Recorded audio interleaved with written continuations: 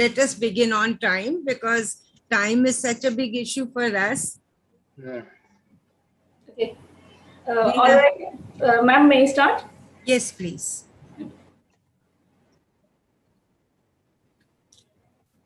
All right. It's a lovely Friday evening, and hello and welcome to everyone present here.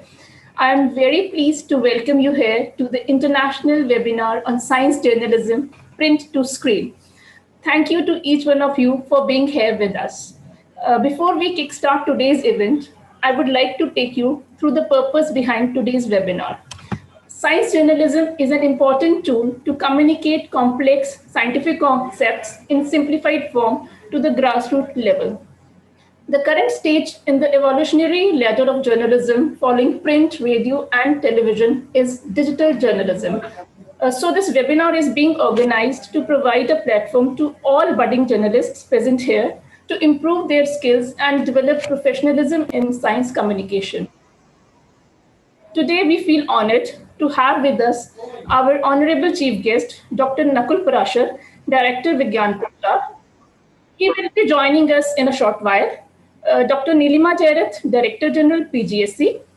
Keynote speakers of today's webinar, Dr. Intu Nath, Scientist F. Vigyan Prasar, and Ms. Catherine Tuchelli, a renowned communications analyst from US.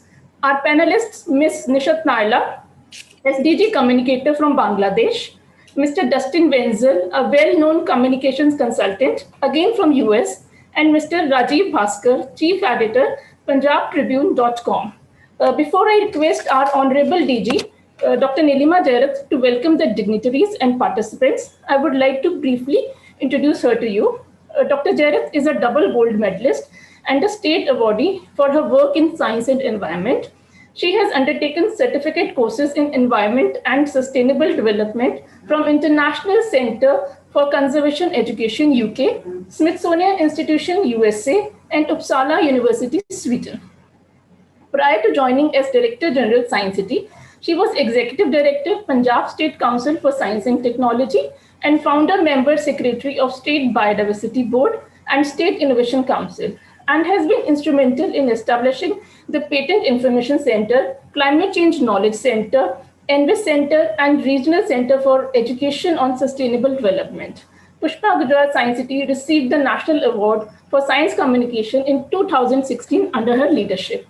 I request Nilima ma'am to welcome the dignitaries and the participants. Ma'am, please. Thank you so much, Loveleen. Thank you for those kind words. And a very good afternoon, India and Bangladesh, and a very, very good morning, all my friends from the US.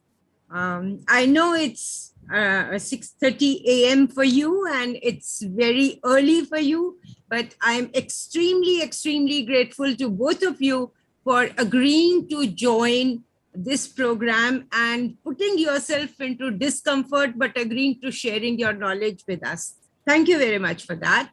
Ma'am, your video is off. No. Can't you hear me? And we can hear you, but your video is off. Oh, yes. I'm so sorry. I'm so sorry. I'm so sorry. Yes. In the past 2-3 years, dear friends, many important things have happened. And India has actually witnessed India has witnessed a lot of storms in the year. In fact, the whole world has witnessed a lot of storms. We had storm in Bengal, we had storm in Maharashtra, we had storm even in New York and in many other places around the world. India has also witnessed, and there was a lot of hype created because of the mission, India's mission to Mars. 80% of the mission was successful, 20% failed, but that helped to create a lot of hype and a lot of information about science amongst the general public, a lot of talk about science amongst the general public. The storms actually brought the issue of climate change in the living rooms of people throughout the world, not only in India. we had and we are still facing the COVID-19 pandemic, which brought out the issue of the impact of a virus on health of people, on immunity. We had the issue of livelihoods, the impact on tourism, the impact on several kinds of industries, especially the oil and gas industry. We had seen the impact on natural resources. And for example, we saw wildlife in some of our cities, and we could see Himalayas from Kapurthala. We could see Himalayas from Science City or from many places in Jalandhar. So all those issues have brought science into the center of many things. Besides this, we have now started discussing about driverless cars. They are already a reality. And just yesterday evening, when I was listening to the news, we had this news of film being made at the International Space Station. And it was whether it would be the US or Russia, which would be able to make the film first at space. So all these issues have actually brought in a lot of awareness about science. It has brought in a lot of excitement about science. And I feel that this is one of the most opportune times when science has become exciting and of interest to the general people, and the opportunities of science have become quite apparent to everybody. But on the other hand, we also have had a lot of misinformation, which led to a loss of public confidence in some parts of science. For example, a loss of public confidence in the emergence of viruses. I personally feel that a lot of these issues were because probably we could not address these issues to the public. It became very, very apparent that the public did not know much about science, but also the scientists also did not know a lot about the public, or how it would respond, or what needed to be provided to them. We all know that journalism originated as reportage to current events, mostly in form of newspapers.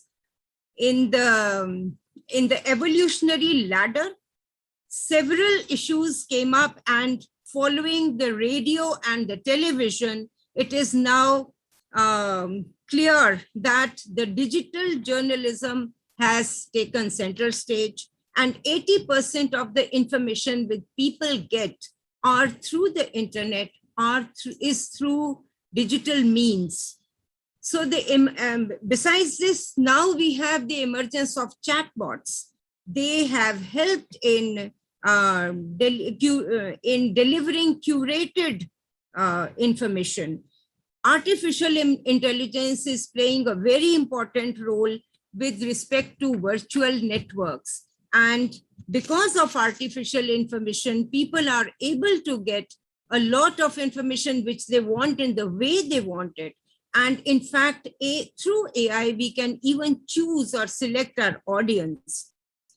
We have virtual news anchors now. We have heard about them. We have seen them on some of the sites, which deliver news 24 hours a day. And these virtual anchors can simulate human voice. They can simulate gestures. They can simulate facial expressions and everything.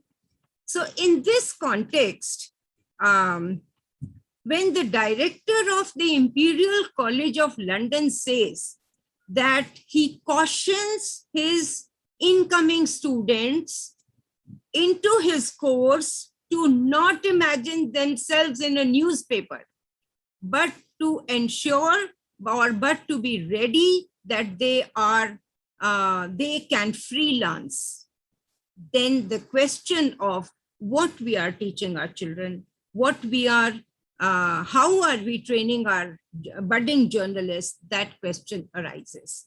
Today, we also have a freelance science communicator with us. So I think this question would be addressed today as well. So it is indeed, this is the point which triggered this thought process of organizing this webinar, this international webinar. And I am extremely grateful to Vigyan Prasad for agreeing to work with us on this. The moment we approached them, they readily agreed to do that. Thank you very much, Dr. Nath. And thank you very much also to the director, Dr. Nakul Parashar. He will be joining us shortly. He had an important meeting. He had to leave. That meeting came today morning, so he called me up for that. A very warm welcome once again to all the speakers who are here. I warmly welcome Dr. Rintu Nath from Vigyan Prasad.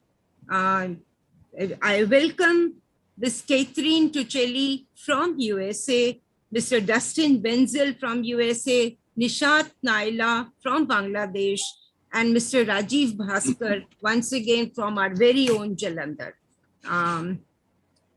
Well, friends,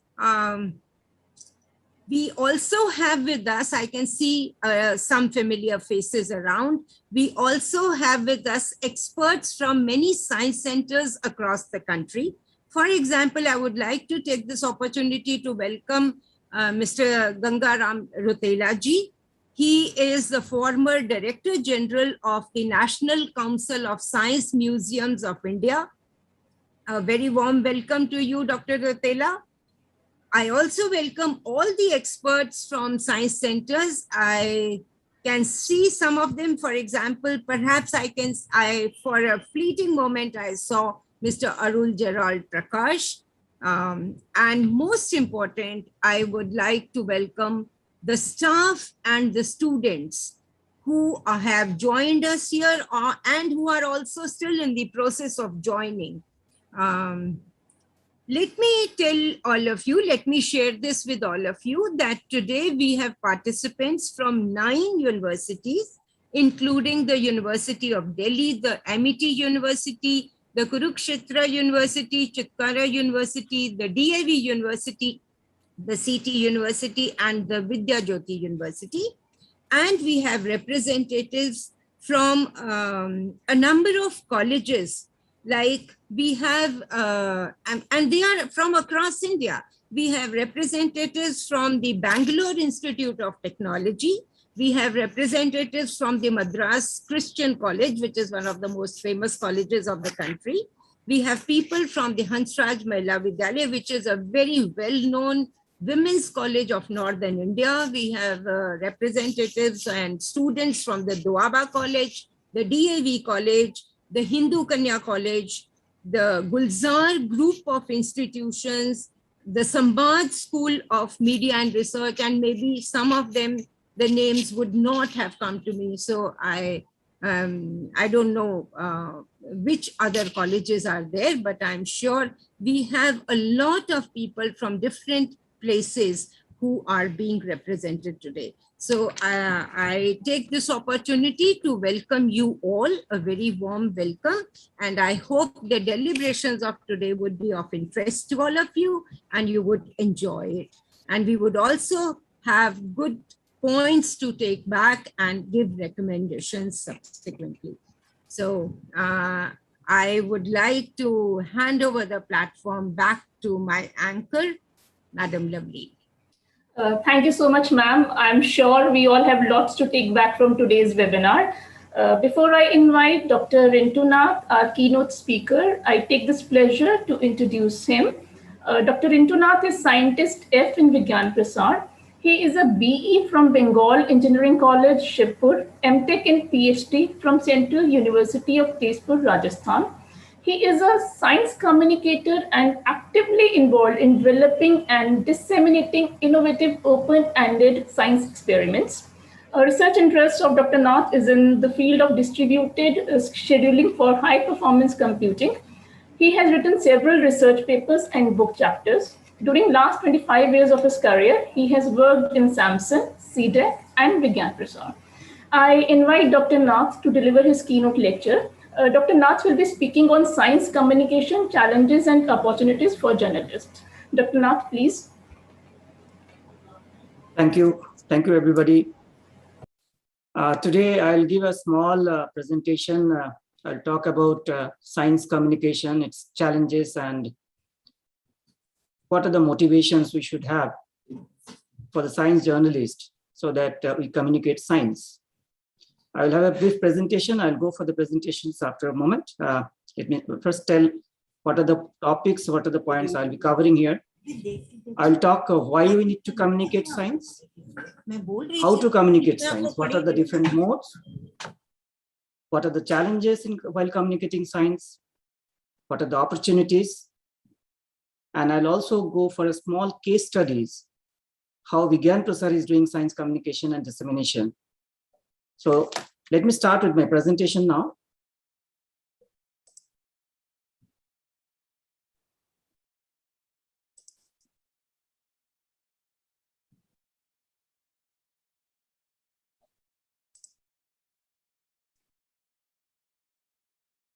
Is the screen visible to all? Yes, sir, it is visible.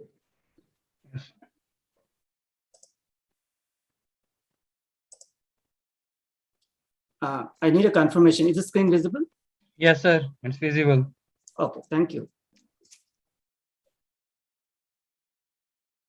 So first, I would like to say why we need to communicate science. I think that's where all of us need to be very sure about that. It's very essential that we have a logical and unbiased thinking. It is for everybody. It's whether it's the students or a general public, whether you are doing research work or you are teaching or you are doing any other activities. It's very important that we should all have a logical and unbiased thinking. And all of us should be able to take decision, which is very effective and based on information, without any bias, without any pressure. It's very important that we overcome superstitions. Unfortunately, still now, we are in 2021. Superstitions is throughout the society is deep rooted, and many of the superstitions are actually creating a retardation force from doing exceptional science and research. I'll not go in very detail of how it happens. We have done case studies on that as well. And then distinguishing truth from myths. Many of us, we actually believe the myths as actual facts. And many of the times, we actually are not able to distinguish these two, and we mix up. There are a very common way of saying, people say that there are things which science cannot explain. There are dark areas. Let's understand science communicators. Especially, I would suggest to all the science communicators and journalists, science journalists, do not ever allow even this kind of thinking to come to percolate to the society, where people say the science even cannot explain anything. Science actually explains everything. It's not the fault of science if it's not explained properly. It's the communicator's fault. It's not communicated properly. So every buck stops there. Science is there to explain everything possible, everything we see around us. So that's very important to understand as a communicator, that never ever allow this kind of thinking to grow. So we need to take actions on that. Now, if we see our surrounding, the way development is taking place, especially the pandemic situation, the climate crisis, and everything, public health, environmental issues, agriculture, water, these are all interconnected. This interconnection doesn't mean the way the arrowheads are shown here. It's only for a representation purpose. It's not one leads to another. They are all actually interconnected. It's very important that people have the appreciation to understand that all these issues are actually related. And science is the only way to have a more comfortable life, to overcome all the difficulties and challenges, and move towards the future. No other things can ever possible.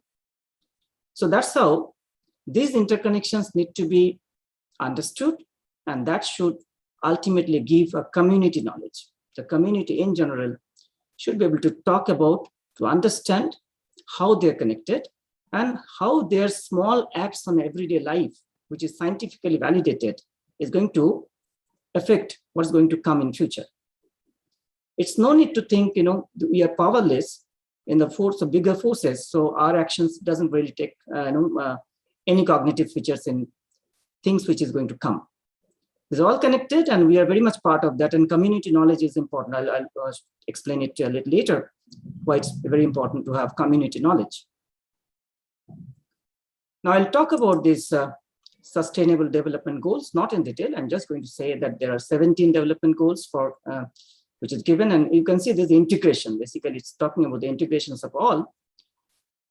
So I'm not going to read and explain each of those topics. I'm sure many of you are aware of this. But if you see, all of these are actually interconnected. And the only one thing which is able to connect these is the good research. If you see, most of these points here have been noticed is based on the sustainable development. If you see this, the uses of fuels, the efficiency, the energy, public health, everywhere. If we see the crisis, in fact, we have seen the crisis last 2 years. I think that's, we have seen how the healthcare was exposed. We have seen how the businesses actually saw a downfall. Now, this is not a stray incident which is going to be here. It's going to come, repeat, but we have to have the solution for that in order to move ahead.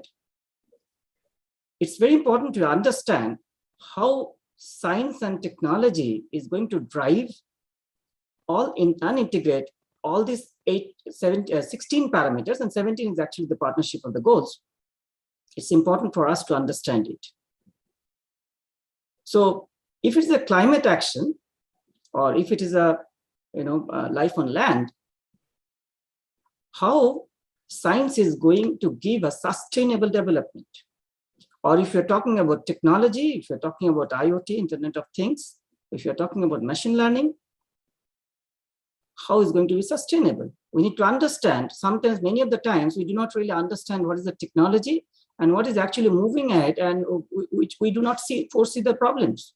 For example, if you talk about the battery-driven car, now the cars is the lesser polluting but battery-driven car, but where from the car is getting the energy? Car is getting energy from electricity, and how the electricity is being produced. Majority of the third world countries and developing countries, they produce electricity by burning coal, pulverized coal, and that's highly polluting. Now let me give you an example. That's called external combustion engines. When you burn combustible coal to heat water, and the vapor goes and it rotates turbine, now the efficiency is less than 30%. Okay. Now think about a petrol engine or diesel engine. It's called internal combustion. Their efficiency is somewhere near 33 to 40%.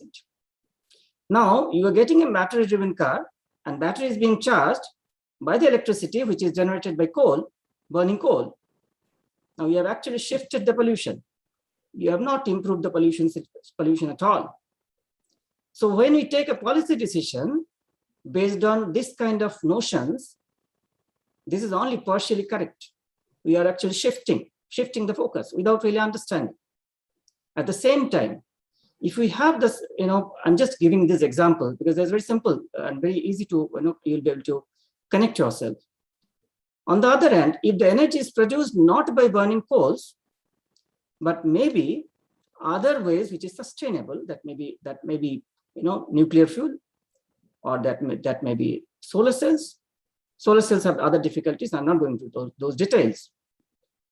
So it's very important as a policy matters, we understand what is going to be sustainable. Similarly, if it is Internet of Things, we're very happy to connect billions of devices.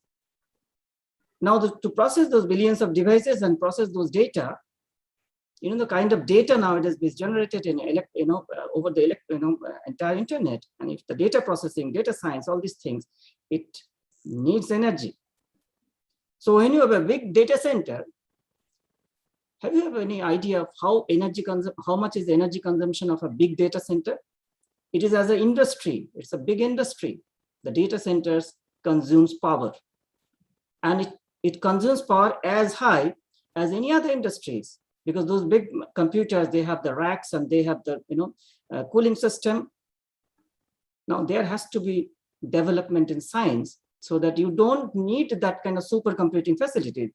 Fortunately, there have been distributed computing, there have been cluster computing, which is much efficient than compared to 20 years back supercomputers. Nowadays there are supercomputers, but really not much of research is happening on supercomputers because it's very difficult to maintain supercomputers with this kind of energy required. So again, shifting responsibilities. We are talking about data processing, we're talking about IoT, but at the same time, it will coming at some other cost. Do you foresee, do you understand those costs? Do you see, is it sustainable? That's why it's very important, not only to know the 16 sustainable goals, it's required to have a partnership so that this interdisciplinary research can take place and one can take the load to others. Next part, let me go for the science communication, two different types of science communication. First one is the dissemination, which most of the time science communication is dissemination part. That's the mass media is used, formal education, school, colleges, universities, the one way. What I'm doing it is also at that part, dissemination. But there's another part, which is perhaps more important and perhaps not given that much of attention. There's a public participation, where you need to have dialogue. That's what I said, community participation. The community here, everybody is a student, teacher, communicators, everybody. So some of this public participations happens in some of the science centers, science workshops. Now, how this community participation is required? Because then the dialogue starts happening, and then the people actually think they are the part of the entire bigger society. And once they start understanding that appreciation for science keeps on increasing, and that has a very long-term effect. Due to scarcity of time, I'll not be able to take up this entire thing, how it changes the society in the long term, but maybe somewhere down the line, next time we'll do. Now, when you communicate scientific knowledge that enriches and develops a society, remember here, communicating scientific knowledge is not the scientific information. It's not merely driving information. If you just give information, it's not going to do the enrichment. So there are approaches of communicating science. And science journalism here, it plays a vital role. A very effective science journalism as actually can create a society which is very empowered, and in the long run will be able to generate enough scientific content and knowledge which will help everybody. Now there is a chicken and egg thing. Mass media and the society. Media offers what society likes. Now what is covered in media is the index of the society. And then society directly in that, influences the coverage of news and print media. And the coverage of news and events in the media equally influence and moves the society. Now, where do we intervene? One way we are saying media offers what society likes. And what society likes, the media is showing. So you need to be very, an expert to understand how to intervene, how to communicate, how to start dialogue in this direction. Science is a subject which is, not many people will come and teach me science. Or if you go and, let me teach you science, it's not going to work this way. It will be in a smarter way without, telling that I'm going to teach you science, but it has to be very interesting. It has to be open-ended. Open-endedness is required. Well, let me explain what is open-ended now. So most of the times that doing scientific experiments are actually closed-ended.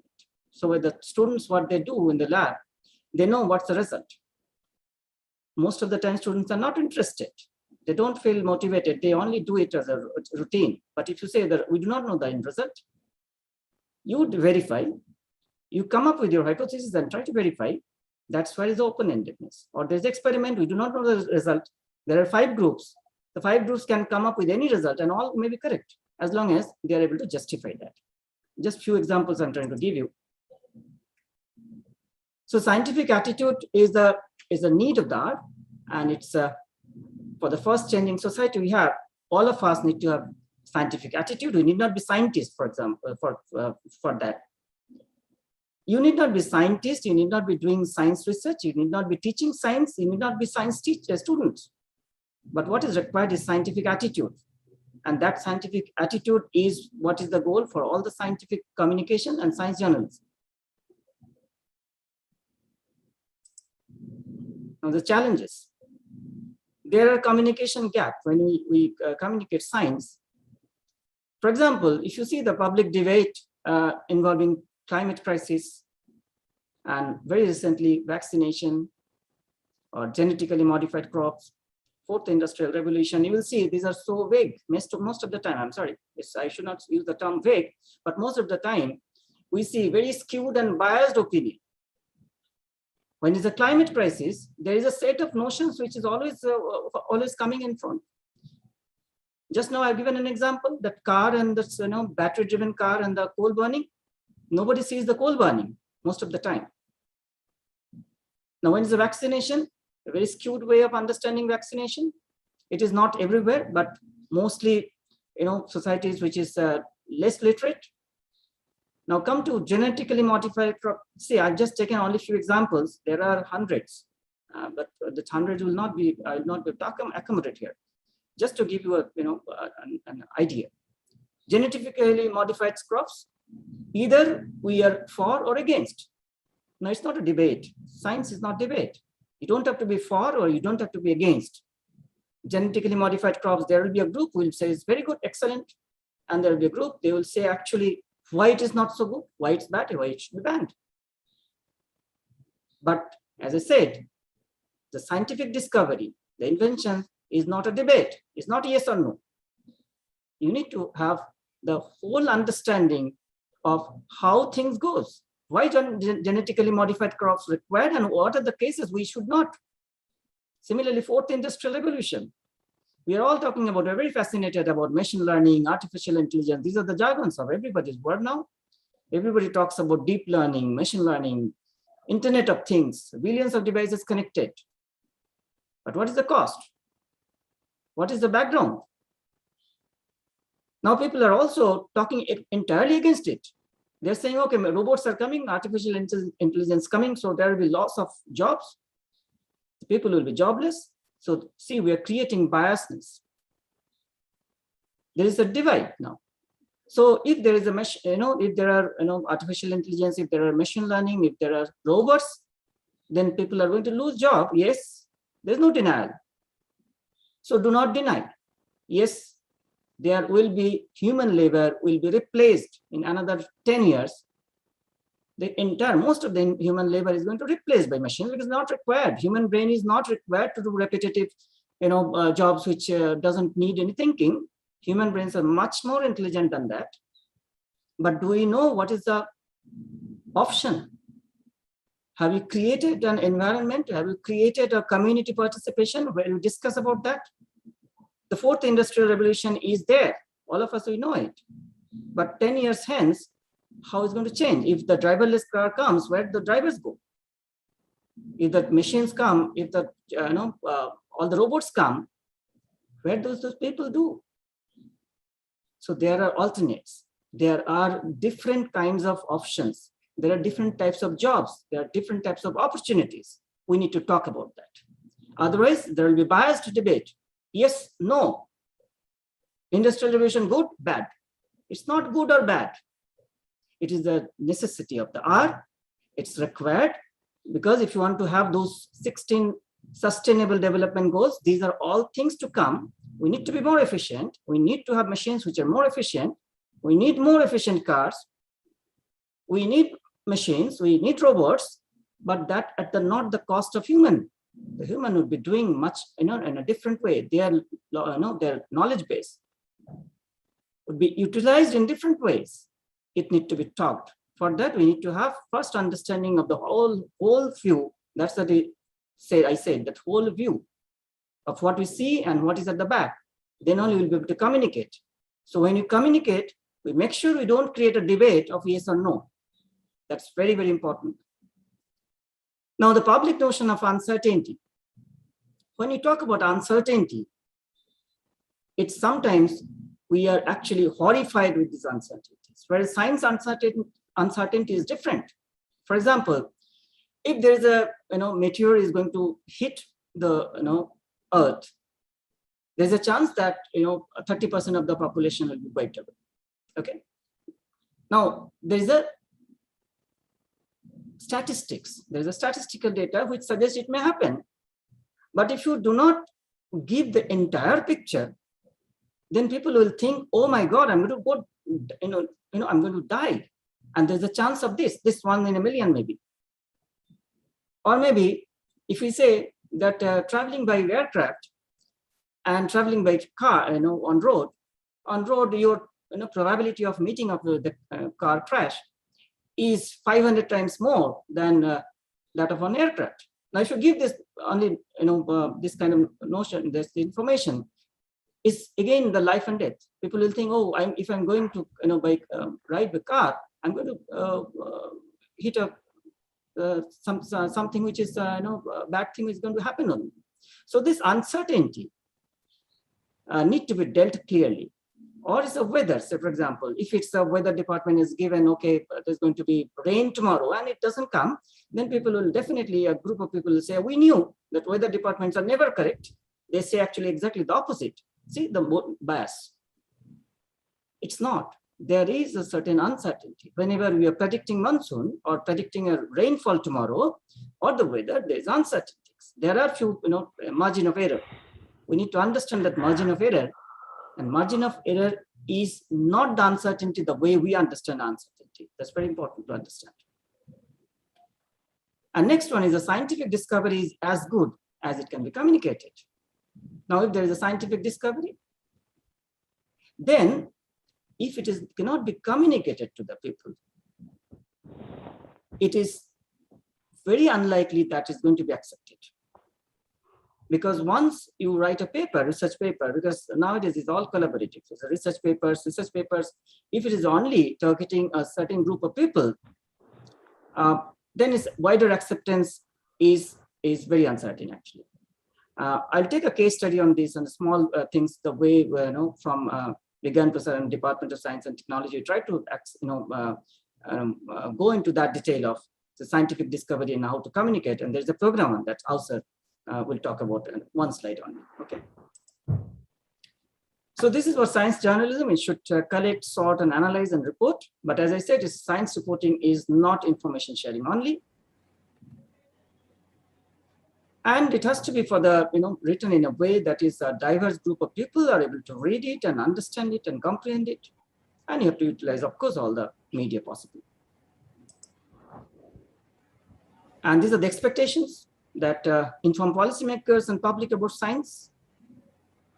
Now, it may happen that policymakers are already having an expert group, and expert group has given that their recommendations, but that's not the end.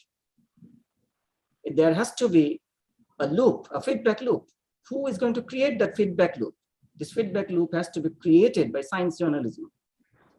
Just I gave an example. I'm repeating the same thing. The battery-driven car and coal burning. So how is going to affect it? How it's actually happening in the society? There has to be a feedback mechanism. Of course, you have to educate people about science and technology advances and its implications, and how people can actually benefit from science on a long run. One of the agenda, of course, is to motivate people, young minds to take science as their career, and eliminate blind faith, superstitions, and ignorance still existing in society. Very important. I do not know. Many TV channels keep on showing unscientific astrological phenomena. I do not know how it cannot be stopped. What stops us from actually giving a direction of stop, telecasting things which are actually anti-science? If a community, entire community is together, if everybody accepts, of course, it could have been done. So budding scientists, budding science journalists, think about that. Can you make a movement on that? And of course, make science easily accessible to public in a jargon-free and comprehensive language. And that has come a long way. Of course, if you see that the posts, social posts and social media usage, not much science, but even for science, I've seen that the banners and infographics are created, which are easy language, nice and very interesting way written. So much more needs to be done. As I said, I'll be taking a simple few examples. I'll just take 5 more minutes. This is a India Science Web, ISW. This is basically news syndicate, science news syndicate, which is created or began to serve. We have a group of science journalists, entire country. They are covering the entire country and all the research labs. So whatever development is taking place, they also go through all the peer-reviewed journals and they try to read those journals and articles and try to make it easy reading for the people, because now most of the times it's peer-reviewed scientific journals, the way the papers are written, that's for a particular group. That's only for the peer group who can understand. Not many people will be actually able to comprehend anything of that. So this science are actually making those news, which is accessible and understood by common people. Okay. So journalists who are listening to me, you can actually look for this Big and Professor website, and you can go to India Science, where you can see the kind of news is coming. And as I said, it's a news syndicate. In fact, many other newspapers and other news houses, they actually pick up stories from here. So this is ISW, which is our creation. I was talking about the science research and the participation of public. Most of the time, science research are happening the way it cannot be comprehended by any common people. So we have got a way out of this. It's called AWSR, is Augmenting Writing Skills for Articulating Research. Is a DST initiative, and Big and Professor implementing it. It's for any PhD students or any post-doc student can actually write a popular article based on his or her research. So that makes things well connected. Like if when I'm in say when you are doing a PhD in the second year, the third year, and if I know I can write a popular article based on what my research finding is going to happen, and of course that there is a prize money. It's a good prize money. It's 2 lakh rupees. Apart from that, even if a researcher who is doing research knows that it's not the research journal I'm going to publish my paper, but I can also write a popular article which will be actually read by millions of people, I think the whole thing changes. Of course, research is, when you are doing PhD, is basically you are digging very deep, a small matter, but also the breadth is important. So when you know that there is a popular writing and based on what is your scientific outcome, you can actually go to write and people are going to read it. So you will make an effort so that it becomes meaningful. Okay, so that's what also. We have festivals. We invite participations for science films, and we have film festivals every year. And again, it is to encourage science filmmakers. It can be documentary. It can be small science films, so that a group of jury actually goes through and they actually recommend for prizes. So this is to encourage journalists and filmmakers to make more science films. Remember, science films is not science fiction, it's not sci-fi. It's a science film which talks about science and its applications basically.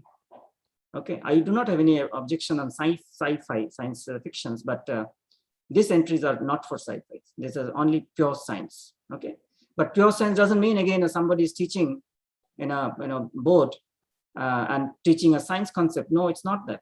It has to be a popular science level. So as I said, the participation is very important and people need to understand what science is all about.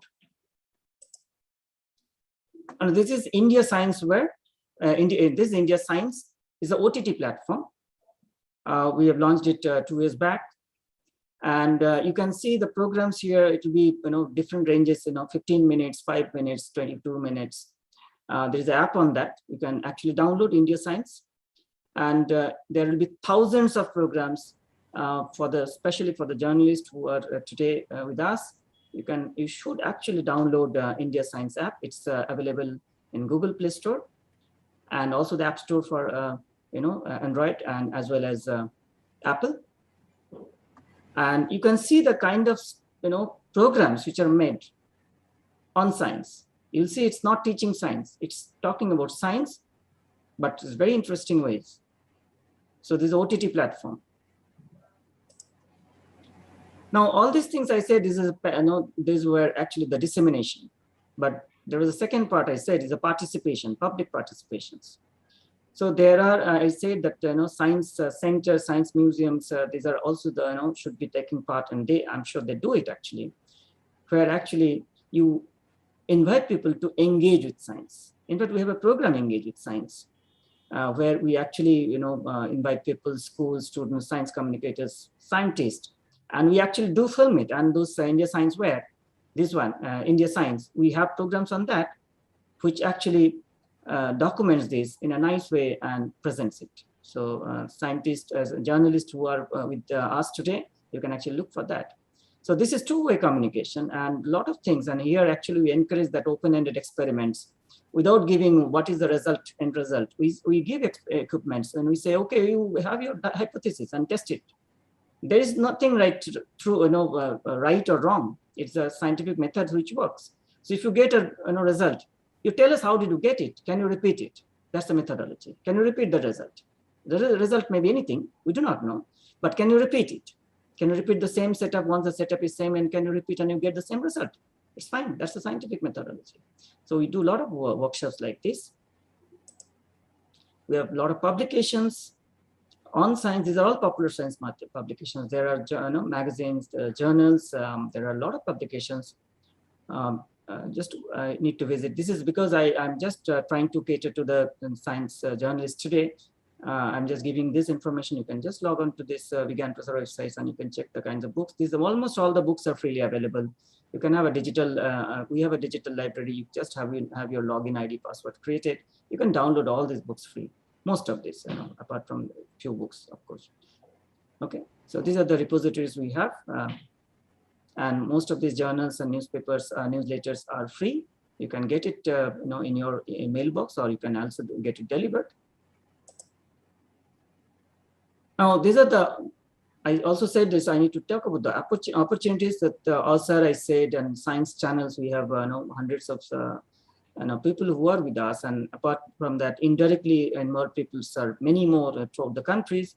The people who have the science background and a passion for science, and you have the knowledge in journalism, mass communication is required, and journalists with science background are in demand.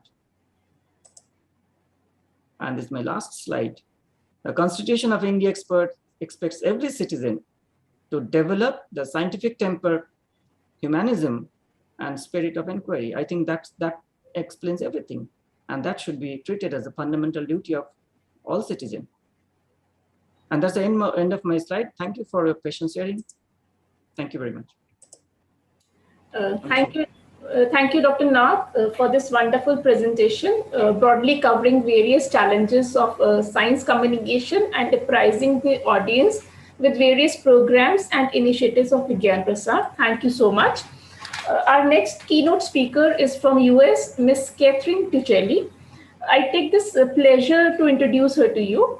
Ms. Catherine Tuchelli is a communications analyst, content strategist at Occidental Petroleum, a sustainable energy leader in USA.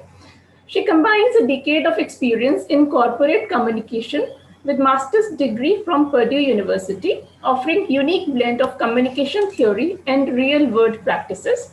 She designs and implements unique result-driven communication and media campaigns.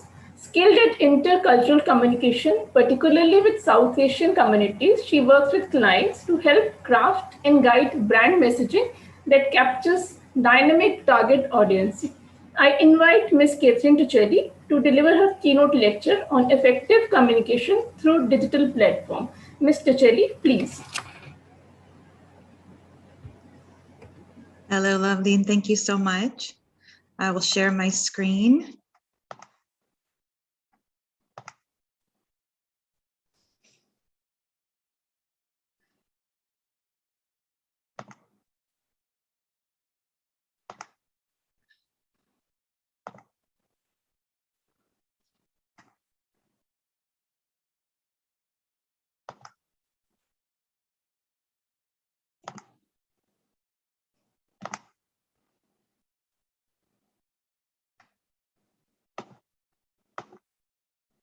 Okay, thank you. Namaste and good evening. I'd like to extend a sincere thank you to Dr. Nalima Jareth and the staff at Pushpa Gujral Science City for inviting me to speak about effective science communication in a digital world. And I'd like to thank each of you for taking the time to attend and learn more about this important topic. So, why is science communication important? Because science is for everyone. In this post-COVID world, effective and accessible science communication has become even more important than ever. Every day, scientists do incredible work in the fields of health, food production, and sustainability to improve our lives, as well as the planet that we live on. Once high school science is complete, however, many people across the globe rely on news media and social media to stay up to date with the latest advances in research that may affect their daily lives. Yet the deeply technical nature of this work makes it difficult to explain its importance in a way that people without a technical background can understand, especially on social media, which moves so quickly and is prone to misinformation and fake news. That's why society needs effective communicators with bridging skills, as well as social media savvy, to provide a link between science, technology, and the public. And that's where you come in. From LinkedIn, ResearchGate, and academia.edu to TikTok, YouTube, Instagram, and beyond, the social media landscape for science comm has changed dramatically. We've gone from dense, text-heavy research papers posted in online science journals and on professional platforms, accessible only to a relative few, to 15-second science facts, at-home science experiment demonstrations, and descriptions of biological mechanisms put to song, making the wonders of science and the impact of scientific research accessible to the masses. While social media has helped democratize information, it has unfortunately also supported the proliferation of fake news, misinformation, and the polarization of politically charged science topics, such as climate change and vaccine development and efficacy. Although digital tools can expand public engagement in science, simply using new tools to communicate in old ways may only intensify the polarization around politically charged issues. To overcome these issues, the scientific community and science communicators need new communication strategies to join and initiate conversations that start with people, not science, to build a new relationship with the public. So how do we do this? The first and perhaps most obvious point for any writer or journalist is know thy audience. And once you know who they are, meet them halfway. Who are you trying to reach? If it's the public, how will your research impact their lives or society? If it's the media, what makes your research findings important? How is it different from what others have done before? If it's investors, will the research provide them with significant returns? If it's your peers, will the research prove an opportunity for future collaboration? And if it's leadership, will the project achieve expected results?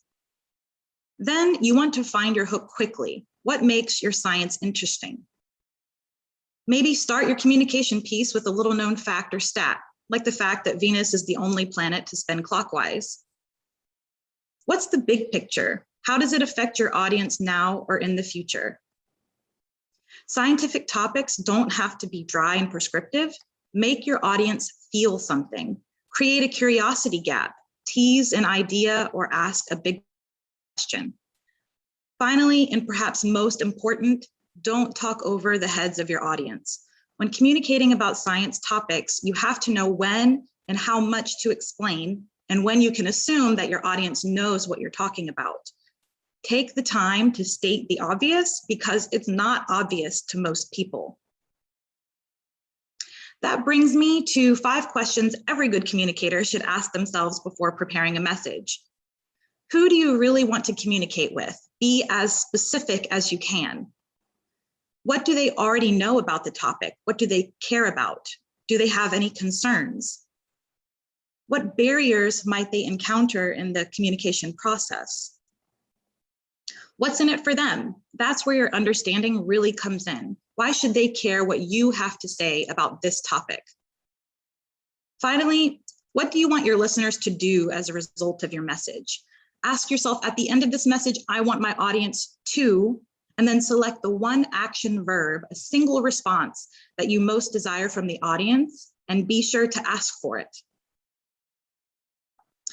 Once you understand your target audience, the next question is how to communicate with them. In today's increasingly global, fast-paced, and technologically advanced world, you simply must be flexible and adaptable as a communicator. Don't say, I want to communicate with the general public, because there is no such thing. And there is no such thing as a generally effective communication medium either. By grouping everyone into the same audience, or by only focusing on a particular communication medium, your science comm isn't going to be as successful as you hoped. Your target audience now has easier access to and more diverse choice of communication mediums. Digital preferences especially vary widely between generations. For example, if your goal is to reach a subset of Gen Z, you would want to prioritize social content that sparks two-way interactions and engages them in relevant conversations. Simple surveys or polls with a "did you know" element at the end, for example. Ask a question before taking a deep dive into the topic at hand. This gives the audience a chance to show what they know and feel like they've had a say. Everyone has a different baseline understanding of the topic. Not everyone is going to be interested in your piece about the latest bee venom discovery. People speak different languages, have different beliefs, voices, and opinions that should be listened to. The point is that understanding your audience, really understanding them, will help your science communication have much more of an impact. The success of your project, event, or idea is going to depend on how well you can tailor it to your audience. American academic and theorist Walter Fisher believed, and as a writer, so do I, that humans connect to each other and the world around them through storytelling. So with your science communication, find the human element. Don't just talk about the research, but also the researchers behind the experiments and the journey they go through. Stories about people resonate so well because your audience can relate. So finding that key part of your story that others can relate to will be good for your content. We still want and value a human voice, a human face to connect to meaning, the human face of the scientist, the participant, the user. Use analogies and metaphors to promote elaboration and build on prior knowledge, like using Pavlov's dogs as a metaphor for conditioned responses, for example. Finally, whenever possible, promote two-way engagement by taking questions, responding to relevant comments on social media, and taking the time to address misconceptions. Reinforce your communication with visuals when possible, like in example number 1, which shows the effectiveness of masking.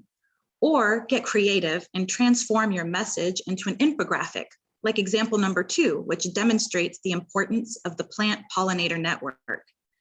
Something important to note with the infographic that underscores some of what I covered earlier is that this infographic was geared toward non-scientists who already had an interest in biodiversity conversation, and the creators used a news-related hook, a graphic summary, and a table metaphor to get their point across. Visual storytelling can be powerful and effective when used correctly. From well-known astrophysicists and science communicators to budding science PhD students and those generally passionate about science, the SciComm opportunities are almost endless in the digital space. These are science communicators that have found creative and engaging ways to bring the wonders of the equinox, space travel, chemistry, and vaccine development to the masses. Find your niche, find your hook, find a communication medium that best suits your message and the audience, and get creative with your storytelling. It can be difficult to communicate about science that isn't your own. You'll have to get past the learning curve yourself before you can help your audience navigate the topic. So before you talk to the experts, read the papers they've published on the topic. This will help you think of questions or concerns your audience might have, and you may find information gaps the research hasn't covered. Similarly, read and stay up to date with news in your area of expertise. In the oil and gas industry, which is where I come from, we're covered in the news media by journalists who specialize in our industry and by some who specialize in niches within our industry, such as carbon capture technology. Remember to find and share that human element. Science becomes so much more accessible when there's a human involved. Whether it's their struggle, their success, or even their sense of humor, try and find a way to incorporate that. Finally, always tell the why. Why does this science matter to anyone? This is the most important detail in your communication. As mass communication and journalism students in 2021, I am certain your work will not be limited to print or text, and it shouldn't be. I encourage you to get creative with communication vehicles and mediums. You can accomplish so much depending on your topic and audience by pushing your message through social media platforms, animations, virtual reality, even poetry and the performing arts. Your limit is your imagination. Finally, for something perhaps a bit outside the usual advice for communicators in this sort of setting, consider the accessibility of your science communication. For the deaf and hard of hearing community, add captions to all of your videos. For live events or very important topics, consider hiring an on-screen interpreter. Use colors in your visuals and presentations that are suitable for colorblind individuals. Consider the color hues you're using and use contrasting colors. For example, in this presentation, I've chosen dark text on a white background. Alternatively, you might use light text on a dark background. You'd be surprised how often people neglect this in their presentations. Finally, consider those who are managing vision impairments. It is increasingly common to use assistive technologies such as screen readers to help navigate websites and social media. To make your SciComm more accessible to this audience, learn to use alternate text and image descriptions for all digital photos and images. In closing, let's consider what strategically expanding SciComm into the digital space can accomplish. It can promote understanding of its wider relevance to society, build support for scientific research and institutions, help reverse negative attitudes and misconceptions, encourage more informed decision-making at all levels, and make science more accessible, diverse, and inclusive. Scientific research helps improve the world around us, from vaccine development and combating climate change to introducing new energy policies and beyond. As a science communicator, your responsibility is to use the communication tools at your disposal to highlight and explain the potential of the work being done, so that together we can support and continue to advance scientific and technological breakthroughs in the pursuit of a better tomorrow. Thank you all for your time and attention. I wish you success in your personal and professional ventures and wish you a very good evening ahead. Now I'll hand the program back to the anchor. Thank you. Thank you, Ms. Patel, for your insightful and captivating presentation on how to communicate science effectively in our digital world. The lecture was very informative and full of learning. And yes, our society needs effective communicators with bridging skills as well as social media savvy to provide a link between science, technology, and public. So now moving forward to panel discussion, I request Dr. Neelima Jairath to take over the session. Ma'am, please. Do we want questions on these two talks just now, or should we have everything at the end? Ma'am, we may ask the speakers if they would like to take the questions right now. Yes.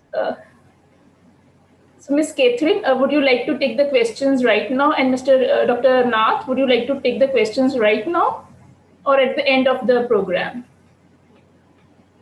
I leave it to you to decide it, so that whatever things comfortable, I'll be there. Ms. Kuttuteli? I'm also open to whatever's most convenient for the panel, perhaps taking questions at the end, just so that we can move on to the panel discussion. Right. So nice of you. Thank you. Ma'am, please. Thank you, Lovely. And thank you, keynote speakers, for those wonderful two talks. One has had a very Indian perspective of what is being done at the national level in India. The other had the perspective, a global perspective on how science communication is important and how it is impacting lives of people, and what should science communicators take care about when they are communicating science. Communication itself is not very easy, but communicating science, I think, is all the more difficult. So we do need to have certain skills to do that. So we have an interesting panel today. We would be involved in the panel discussion. So without going into the details, because most of us have already spoken, I would simply like to start with my panelists, and I would in between maybe ask you one or two questions or explanations for whatever you are speaking upon. So as per the program, I would like to invite Ms. Naila Yasmin, who is our first panelist for the day. Naila is an STG educator, and she is currently the Deputy Director, Planning, Development and Works at Jagannath University. She's from the Department of Education. She has 24 years of work experience and has worked on projects funded by DFID. Her specialization is sustainability, project conceptualization, proposal preparation, project management implementation, and she has successfully completed the CEDA program on sustainable development education. She has also written a MENA storybook in a group which is published by UNICEF, and beautiful as she is, she has modeled for STEAM, which is a DFID project. She has modeled in the STEAM inspection video. She would be speaking on the impact of effective ICT communication in the lives of common people of Bangladesh. So Naila, you have about 5 to 7 minutes to give your views. Thank you so much. Thank you, Nilimaji. And thank you all. This is, I'm from Bangladesh, and I'm going to present the situation of common people, the impact of effective ICT communication on lives of common people of Bangladesh. I'd like to share the screen.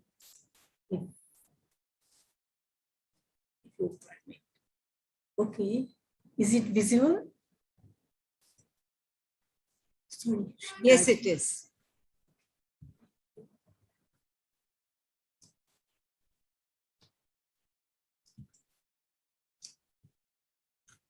The impact of effective ICT communication on lives of common people of Bangladesh. You know, I'm Naila Yasmin. Yes, you know, Bangladesh has a land area of 147,570 square kilometers, which is a small country, but it has a huge population, 163 million. And this is the second largest pool of online workers in the world. Bangladesh has the 99th position in the e-participation index. It was 43rd in 1919, but in 219, but in 220 it goes down. Reliable and secure information and communication technology towards sustainable development is the goal of ICT division in Bangladesh. And other thing I want to draw your attention, there are 93.7 million mobile internet users, 5.7 million broadband internet users, and a small number of WiMAX users in the country. These are the backgrounds. And in our country, the ICT targets in Bangladesh are connectivity, infrastructure, governance, and human resources development. In case of connectivity, we have 3G connections now. Most 95.9% are under this coverage. And infrastructure, there this is a growing field, and we have 28 ICT IT parks, and governance through ICT is the target of this division, ICT division, and also human resources development. ICT activities in Bangladesh, I can draw some pictures. In health, e-health activities in Bangladesh, telemedicine is provided. Every day, 4,000 plus doctors give free time and provide telemedicine services during COVID pandemic. Immunization program through online registration. And there is an app in this country. This is called Surakha app, which is being used, and nobody can get vaccinated without registering in Surakha app. Online medical information and data, every day it is published and everyone has access to it, and there are access to medical journals. And what are the impacts? The outcome, through these e-health activities, one can save time, travel, and expenditure, widespread immunization, easy access to healthcare services, protection from COVID-19 and other diseases, health awareness.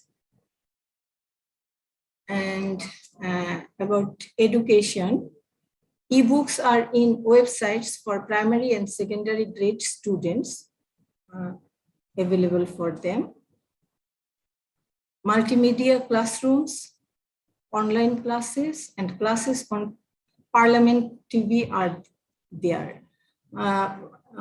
In our country, many have not access to mobile phones or computers, and so this Parliament TV is used for disseminating education programs.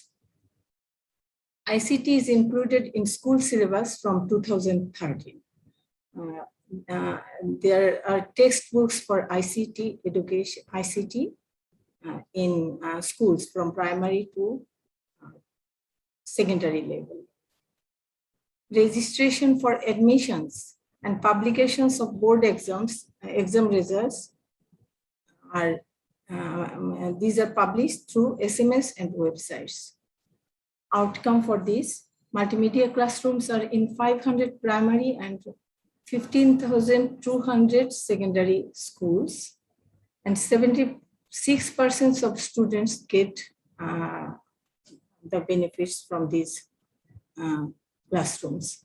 Flexible timing and spaces are used for online classes. Actually, they can. These are on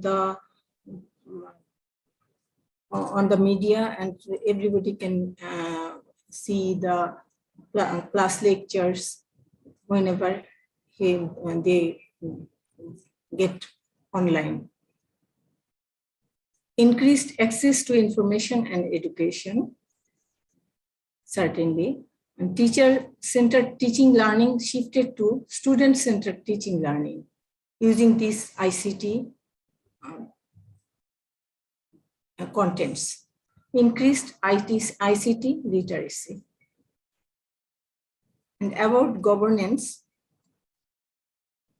e-TIN services and e-tax paying in Bangladesh, and there are e-land record systems, electronic birth registration, and national ID cards are issued electronically. E-passport and visa services are provided. Electronic money transfer system, electrical payment of electricity, gas, and water bills, virtual court system 999 services, e-tendering services, Union Parishad information centers, policy decisions through Zoom and WhatsApp. These all contributing to good governance and e-governance. Outcome of all these are decreased time, cost, and fraudulence, increased access to information, transparent government systems, ensuring judicial protections also.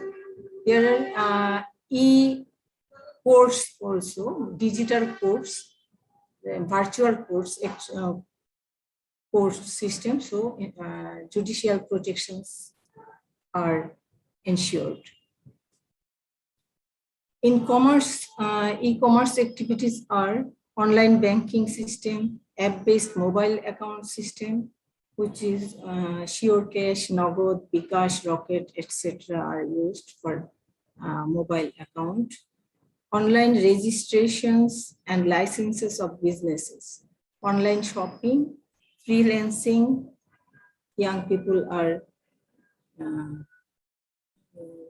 in freelancing services, ride-sharing apps like Uber and Pathao for traveling, call centers. Outcome, 5 lakh freelancers are in Bangladesh now, cost-effective delivery services, increased employment opportunities, income generation, increased savings of people, reduced transaction costs, increased market coverage, improved competitions, enjoyment of home services.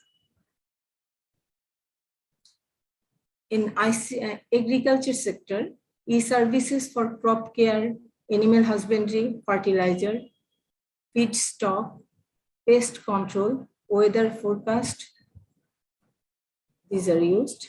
Establishment of 499 agriculture information and communication centers across the country. Farmers can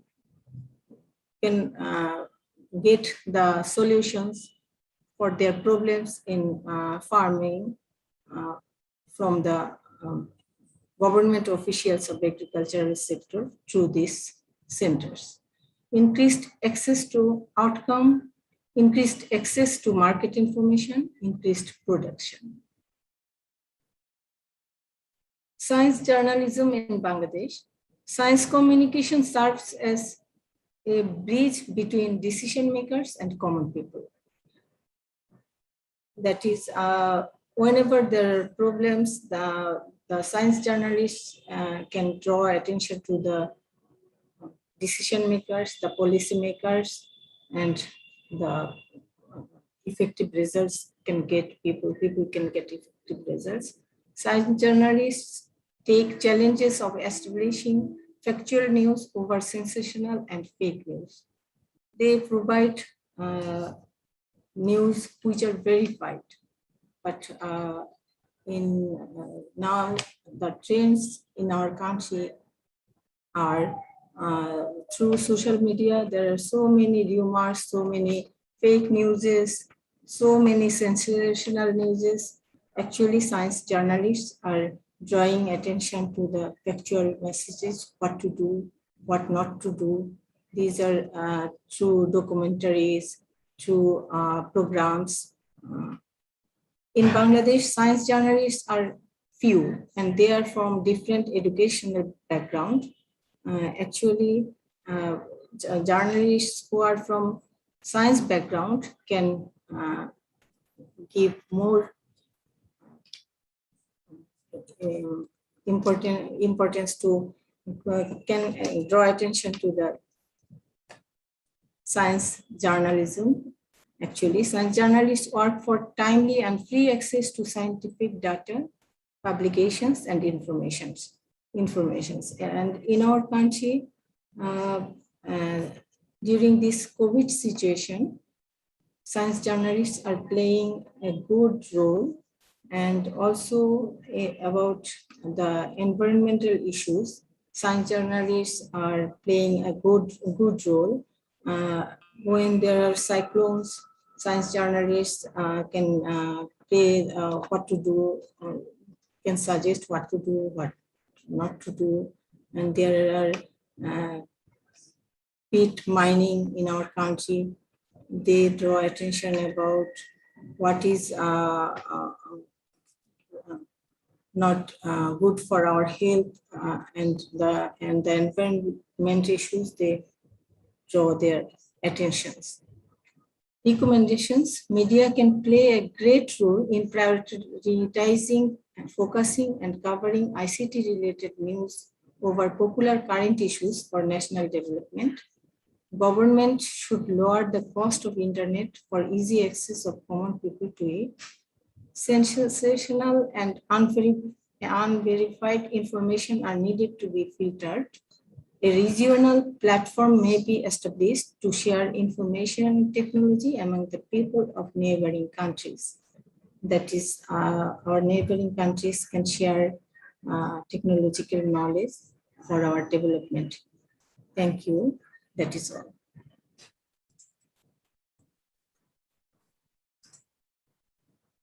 Thank you very much, Naila. Thank you so much for this very succinct talk. You have very succinctly brought out how science, especially ICT, has impacted the lives of people in Bangladesh. And we all know that there are Bangladesh is doing very good business using these platforms. I was really impressed that Bangladesh starts ICT training to students at a very small level, at a very young level. So it's catch them young kind of an attitude which is being adopted. And at school level, you are targeting the students. You have yourself said that science journalism is not as well developed as you would like to be. So thank you very much for that very candid acceptance. But I was thinking that because we are all following sustainable development goals and we are trying to achieve those goals, how much do you think an effort is required to further promote science journalism in your country?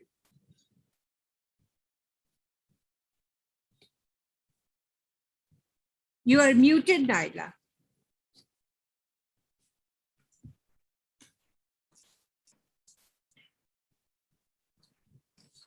Actually, thank you. Science journalists are very special. I think they are not like other journalists. They have to play, they have to verify the news. They cannot go for only for popular news, sensational news. They have to verify. And in our country, very journals are published which are not actually sometimes not verified, but science journalists have to verify all these news. And so I think from science background, the science journalists may be chosen. And from government level, I think there are there are issues that is like health and environmental issues and many other issues. I think science journalists should be given training on those. And if they work with the, share the trainings and technologies from other countries also that will contribute to perform better for our country, I think. Thank you so much. Our next speaker of the day would be speaking on time. He has chosen a very, very interesting topic for his talk, and that is, ain't nobody got time for that. And that, I think, itself will make the talk very interesting, because even today, we are also hard pressed for time here. We have people from all across the world, but at the same time, we are still, at least I am thinking of time. I have to bind it up in time, etc., etc. So I would now be inviting Mr. Dustin Wenzel. Mr. Wenzel has more than 15 years of experience in corporate communications in the industry. And he currently serves as a communications consultant, providing assistance in employee communications, social media, videos, and ESG, and investor communications. So when you are talking about investor communications, the communicator has to be absolutely right. Then previously, he worked for Occidental as manager, editorial services, and its predecessor company, the Anadarko, specializing in employee and digital communications. He also has 5 years of experience as a journalist for area newspapers. Dustin has won 2 international Gold Quill Awards and 12 regional or area awards from the International Association of Business Communicators, a CSR Excellence Award from the 2003 Oil and Gas Awards, and a second place design award from the Associated Press. Dustin is a graduate from the University of Texas at Austin, where he earned his Bachelor of Science in Public Relations. He serves as the president of a local preschool in the area. You are most welcome, Dustin. The platform is yours. Thank you all for having me, and good afternoon to you all. I'm a fan of listening and talking sports, so not sure about if y'all have this there, but we have sports talk radio in the States. So one of my favorite host segments, he talks about 10 minutes and he says, "It ain't nobody got time for that." And I feel this is very appropriate when we're talking about communications in today's landscape. And yes, I know it's bad grammar. So a bit about me, I spent the last 14, 15 years working for oil and gas companies. And then before that, I wrote about high school football, which is a huge thing in South Texas.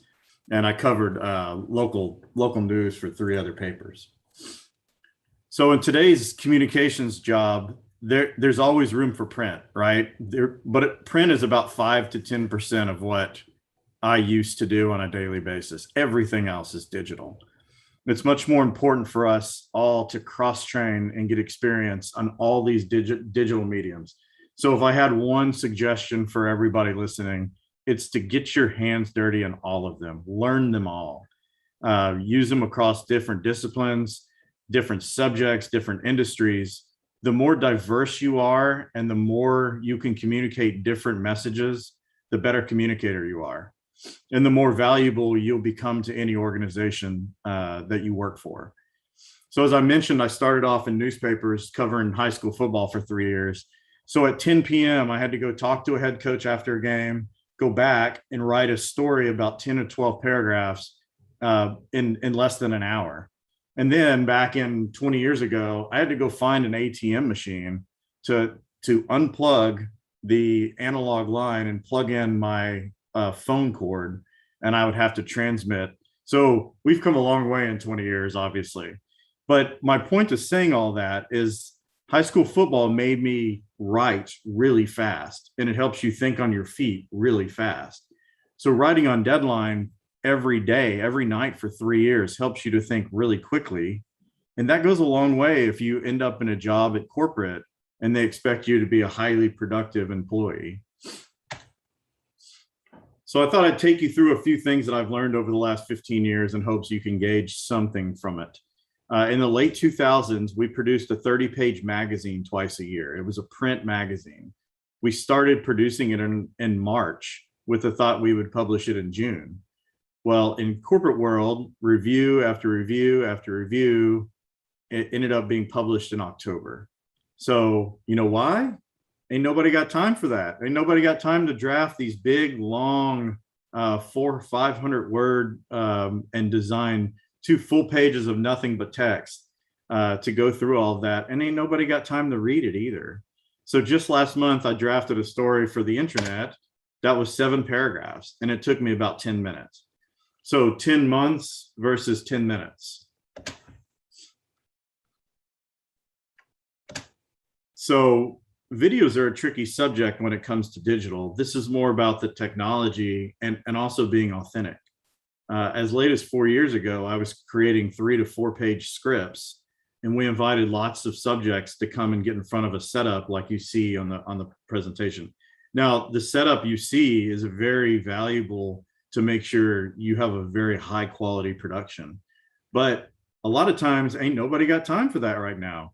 So instead of scripting and getting deep into planning what was like a 4 to 5 minute video, we now rely on somebody setting up an iPhone, telling them like, hey, don't sit behind a window so where the light will just bling you out. And then asking our subjects to just tell us what you know, talk to the heart, no script. It's much more believable, and it's more real, and people now expect that. They see right through the scripting things. So emails before. So most of my job in the corporate world was drafting emails for certain individuals to send to all of our staff. If you work in the corporate world, you'll realize this is like the communication method. It's still the most used communication method now. You're able to spoon feed information within 30 seconds if somebody's reading their email, and it's easy to distribute. We'll find, though, that people do not read their entire email, and I'm sure y'all don't read every email you get either. So we've cut back on emails. And why? Because you've guessed it, ain't nobody got time for that. So today, while we still draft emails, especially when it comes to COVID, we're finding ways to incorporate multimedia with videos that have a face and a voice rather than the written word. For social media, you would think it'd be the exact same since social media came about, and that a post is a post is a post. But like any blank page, you can do some great things and you can do some not great things. So this example is one that is not so great. It's very lengthy. So people have figured out how social media is consumed. They'll throw a bunch of words on a post expecting people to read this and then react. Well, ain't nobody got time for that. So today, when we draft social media posts, we're using 1 to 2 lines. We're using emojis when it's smart, not to overdo it. And we're using a photo. So when people are scrolling, they have 10 seconds max to be able to read something, see a photo, and then they're moving on, but they're consuming it. So I don't believe many people are looking at social on the left as much as they are on the right. So there's some rules for digital that I thought I'd pass along that I've learned over the years. So no matter what you're communicating, whether it's science, theater, sports, or like what your cousin had for lunch on Tuesday, which we used to do 10 years ago on Facebook, there's still rules that translate to no matter the subject or the medium. So one of them is be consistent in everything. Don't use a percentage sign like the sign in one spot and then spell it out in another. Like, be consistent grammatically, be consistent in your style and punctuation, and then be correct. Just because you're on social media and we have a ton of misinformation doesn't mean you can stretch the truth. Remember, once you hit publish, that is always on the internet. People can screenshot that and use it everywhere, and it can come back to haunt you. So the test you ask yourself is, if someone challenged me on what I'm writing, can I back it up? And if not, change it before you post it. Visual is now even more important. It's expected that you use more tools than the written word, like videos, graphics, infographics, photos. If you can tell the story without using words, do it. It's much more engaging, and you're going to find their metrics and your reactions will go up. Finally, the most important rule to all communicators is just to stay on message. If you're sending mixed messages, you're doing it wrong. So no matter if it's via the magazine or the mouse. So it's communications one-on-one, and don't lose sight of that no matter what you're writing, even if it's social media and it's 10 words. Make sure you're conveying the message that you need to convey.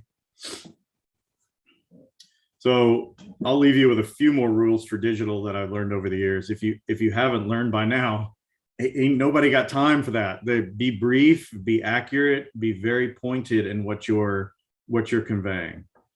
Trust your instincts and what you like to consume. If you don't like reading 3,000 word features on the web, most likely others won't either. Ain't nobody got time for that. For social, it feels very forced or stuffy. Then it comes off forced and stuffy. If you have an email to employees, you feel like, well, this kind of seems fake. Well, then it's going to seem fake. So trust your instincts. Write for the platform. So learn how to get to the point very quickly in social. Keep videos under 90 seconds because viewership will tank after 90 seconds. Use links for greater detail and use infographics. If you have a very short post on something very specific, then yeah, a link really helps.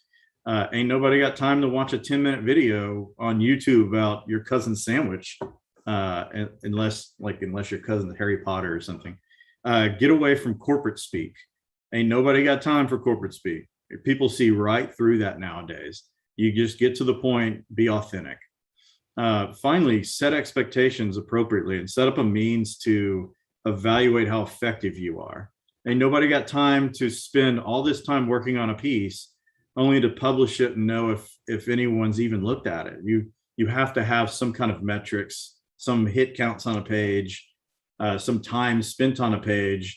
There's a lot of these metrics that are available for free now. You just have to know what you're trying to do. If you want 1,000 people to hit that page, then make sure you're gearing towards that goal. So before I leave, I want to hit on one case study since Dr. Jareth mentioned this at the start. This was a hurricane in 2017 in Houston. It was 5 years ago. It was called Hurricane Harvey, and I'm not certain how much y'all have heard about this storm. This storm was a once in a lifetime storm for many people. It came ashore about 4 hours south of Houston, but it parked itself right over the fourth largest city in the US, and it stayed there for about 4 days. So it ended up dropping 3 to 4 feet of water in that time. And most people ended up with no power. And as you see on the photo, on the right is a photo of our freeway system. On the left is a photo of the lake that was our freeway system. It was a total mess. But an interesting case study to this was a blog called Space City Weather. It was a couple of guys. One used to work for our local newspaper. He had left that newspaper and started a blog, and he blogs mostly about space, but then it evolved into blogging about weather. And they give the forecast for the week. They blog almost every day, maybe every other day. Their hit counts are small until we have a major weather event. So they call their brand is Hype Free Forecast. And since they didn't hype for the first few years, that became their reputation, and people understood that they're no bull. They will tell it like they see it, but they will not exaggerate things like most weathermen here. So when they came out with some of this language you see on the screen, people believed it. And it was integral in making sure people stayed safe during that time, because it unfortunately all came true. I had a friend who was in her attic, who went into her attic with her husband to escape floodwaters. He had to go back downstairs in about 6 feet of water and find an axe. And they had to cut themselves out of a roof to get out of the floodwaters. Their house was completely submerged. So that's how high the water got. So if you have time to check out this site, whenever you can, do it. It's a wonderful example on how you do science. And they use lots of infographics. They came up with a flood scale so that when something like Harvey happens again, they can point to things and say, hey, look, we're expecting what we got in Harvey, or we're expecting what we got on the tax day floods, which was a much lesser extent. But Houston has become a flooding mecca now. It is flooding every year or every other year. So this has become a very important topic of communication around Houston. So with that, I just wanted to say thank you for the opportunity to talk a little bit about communications, and it's a passion of mine. So I encourage you to be bold, be different, and do things differently, and see, try different things and see what sticks. Thanks so much. Thank you so much, Dustin. It was a wonderful talk. And you very rightly emphasized on the aspect of the essence of time, especially the time of your audience, the time of people whom you are trying to communicate to, and also about the correctness of the news. In this respect, I would like to ask you, are there any mechanisms in the digital medium to sift news to ensure that it is correct? That's a good question. I go back to the masses. So I'm a big frequenter of Twitter. So I look at Twitter quite a bit. So to me, if I'm looking at and I see something, and it doesn't just immediately think, if something seems off, I'm still going through my feed or I'm clicking on the post to see what the feedback is. A lot of times you will have people that challenge. Almost every time on Twitter, you have people challenging everybody's facts. So there's some engagement back and forth. And if they have engagement back and forth, I'll start to trust them more because they have that backup that I talked about. That backup is truly important to me. Thank you so much. I have another question for you. And that is that, in your opinion, how has a shift from the print to the digital medium has changed opportunities for employment? You are a freelancer yourself now. So how do you think, has freelancing increased, or is the market better today, or was it better earlier? What is your opinion on that? Yeah, I think a lot of people, COVID has shifted a lot of my old colleagues to the consultant world. They really like it because it promotes some flexibility, and you can do some different things too. If on the consultant side, you can work for multiple companies, and you can help kind of be able to consult on where they publicize and where they do some communications. I think the print was very sticky when it came to job opportunities. I feel like now that they've transitioned more out of print and into digital, you'll see roles for social media coordinator. And that role is specifically to take care of Facebook, LinkedIn, and Instagram. And you will see companies ramp up their posts and their engagements because they see tremendous value in that, especially in the retail industry where they're actually trying to sell you a product.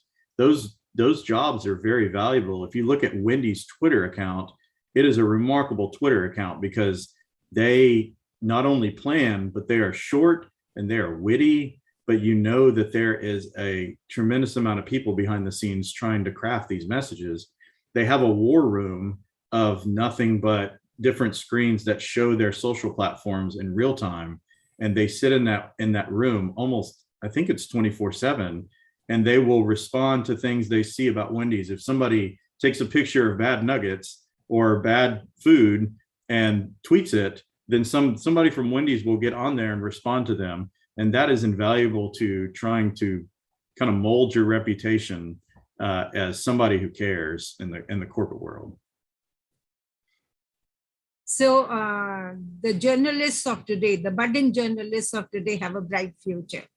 Yeah, I was a generalist for a while, and I love the fact my boss made me do so many different things in the first 5 years of my career, because in oil and gas, because it did broaden my horizons so much to where if you do go to the consultant world, then you do have this broad experience base that you can use to your advantage when you're working with other companies. It's great. Thank you so much. It was Thank you. wonderful talking to you. You too. Well, our third speaker for the day is Mr. Rajeev Bhaskar. He is the chief editor of punjabitribune.com. He joined PTI New Delhi in 1988 and was posted as bureau chief of PTI Jalandhar in the year 2000. He has worked there till 2010, and then he joined the Hindustan Times. He worked for the Business Standard newspaper for 6 years, and he has participated as expert political analyst in web media and in different news channels, including Doordarshan. Mr. Bhaskar would be speaking on journalism through the digital media. The platform is yours, Mr. Bhaskar. A very warm welcome once again. Thank you, Nilimaji. You know, when we talk about the journalism, and that too science journalism, it has word-related science. When we were small, you know, there were subjects like political science, social science. So at that point of time, we could not understand how the science is connected to the politics. But yes, science is connected with every activity which is happening around. To become a science journalist, because no big scientist can be a good journalist also. Because to become a science journalist, you have to simplify the scientific language into a language which can be understood by the common man, layman. Because your reader may not be a scientist or science connected with the science. So this is a great responsibility for any science journalism. And most of the time when we were passing through the corona times, the rumors were there that when this vaccine will be developed, lot of news got published. It will take at least 2 hours, 2 years, 3 years, 4 years. And some newspapers said 3 stages of the corona vaccine will be, any successful test will have to pass through the 3-4 stages. Finally, we got the corona vaccine and most of the people have already been vaccinated.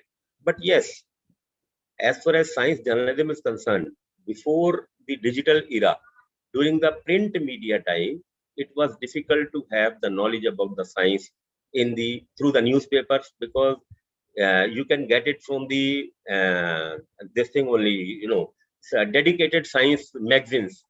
But here you got the several platforms in the digital media from where you can get the knowledge also, and you have to get budding science journalists in the arena so that the science can be communicated in a better language to the people.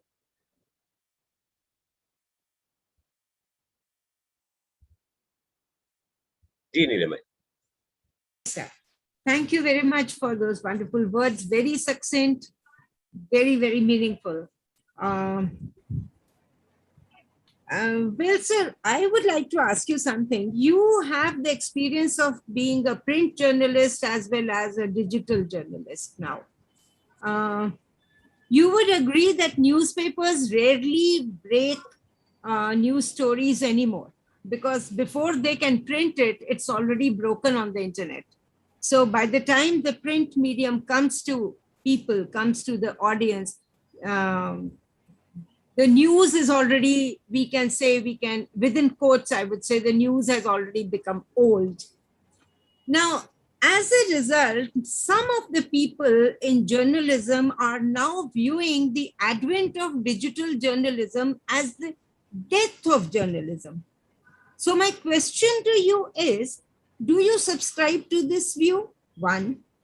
And secondly, how do you see science journalism in this context? Because science journalism, many a times, even if you get a breaking news, you still want to, even common people still want to go back to the main news and get more details. So how does those two merge with each other?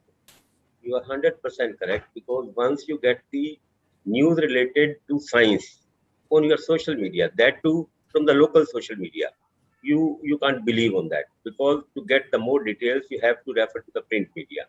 And for that, you'll have to wait for the next day.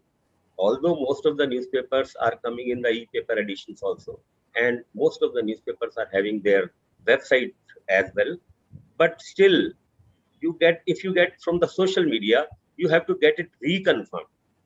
Either it is coming in the dedicated science-specific social sites, it's okay. But if you are getting a scientific news on a different platform means, the platform which is known for the political activities, which is known for the sports activities, because nowadays every news channel is taking every type of stories. But to get the detail, most of the time you have to refer to the print media. That practice is still there, but ultimately, breaking of the news is very important, although you find it correct or wrong the next day.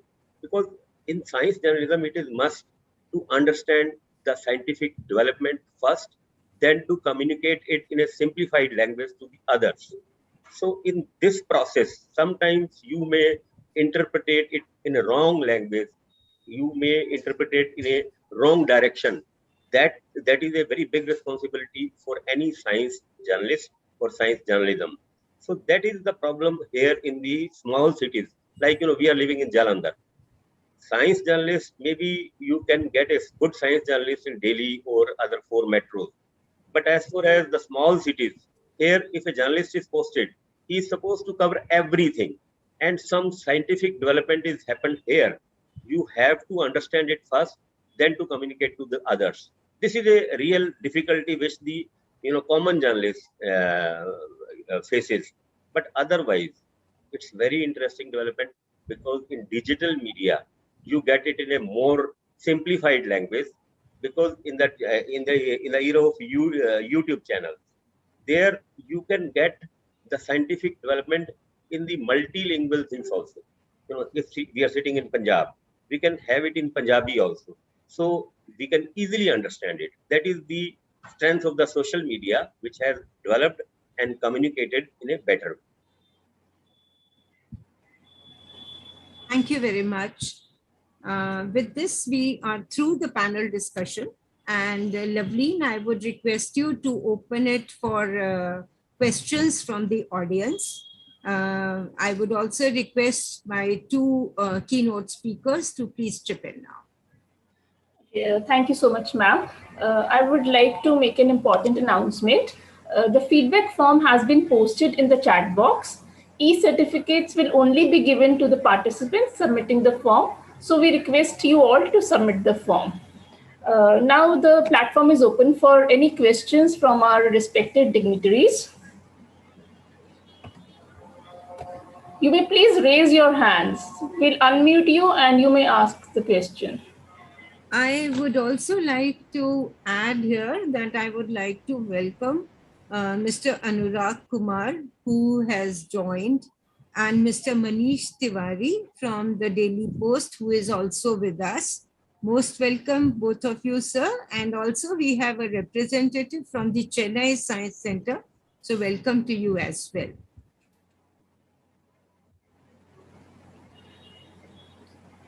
Okay, we have a question from Hilal Zargar.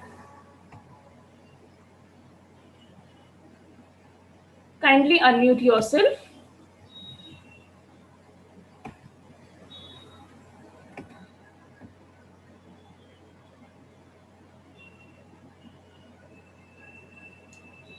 Hilal Zargar, please unmute yourself and ask the question.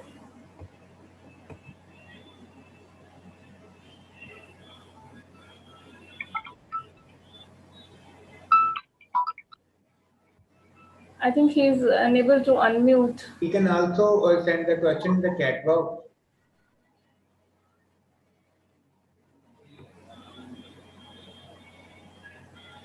Please raise your hands.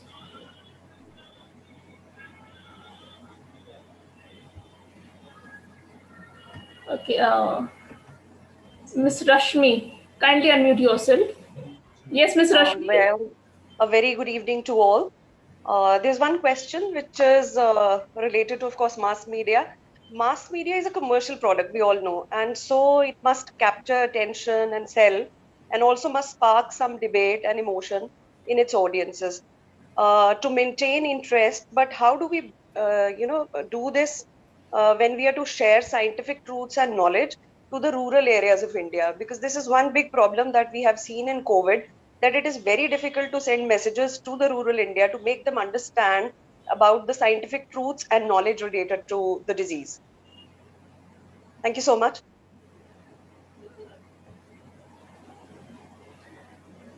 Who would like to answer this question? Mr. Rintu Nath?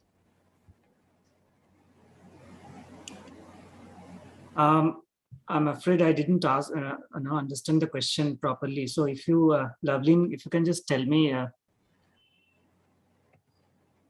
Ms. Rashmi, please yeah, ask yeah, me. of course, I can repeat. Yes, Yeah, I can please repeat repeat the question.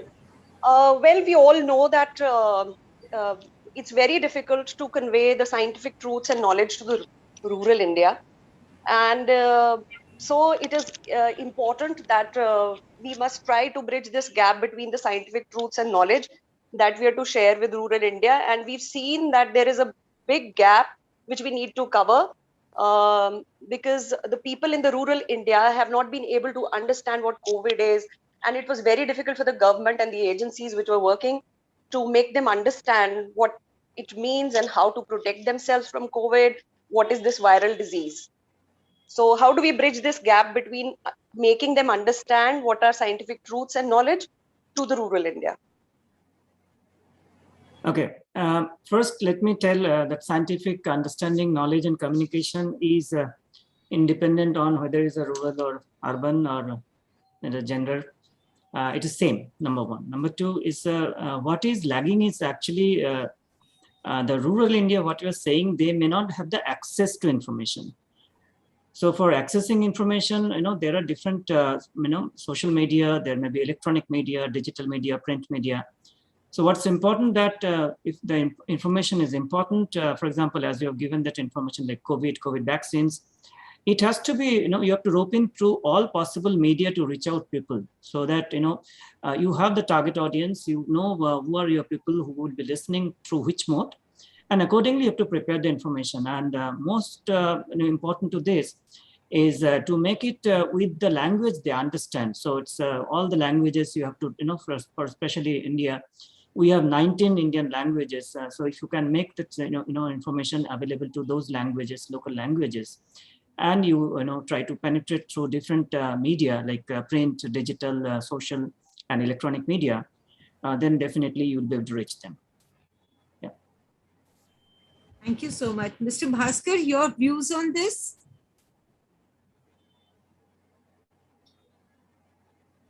You are mute, sir. Sir, you are mute.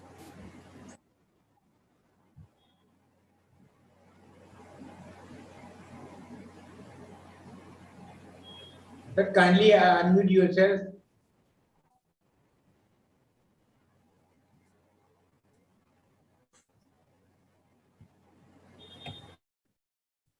I think there is some connectivity issue.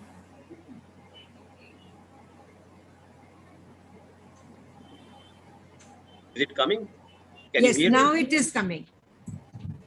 As far as Rashmi, whatever question Rashmi has raised, it's very difficult to make rural population understand what is the benefit of this corona vaccine. In initial days, there were some reports that some casualty or there was some inconvenience to the persons who got vaccinated. It was roaming in the newspapers also, even TV channels also. But very soon that was abolished. But as far as rural areas are concerned, still there are very much, their myths are rumored, created. After getting vaccination, you may have this problem, that problem. In this arena, it's very important to make the entire population of the country understand. Once you get this vaccine, you will be less affected by the coronavirus. But still, even I have a question about that. If I got vaccinated, what kind of antibody activities, antibodies should I have so that, I can be free from the corona? But answer to this question, was still not received by me and like me, many people.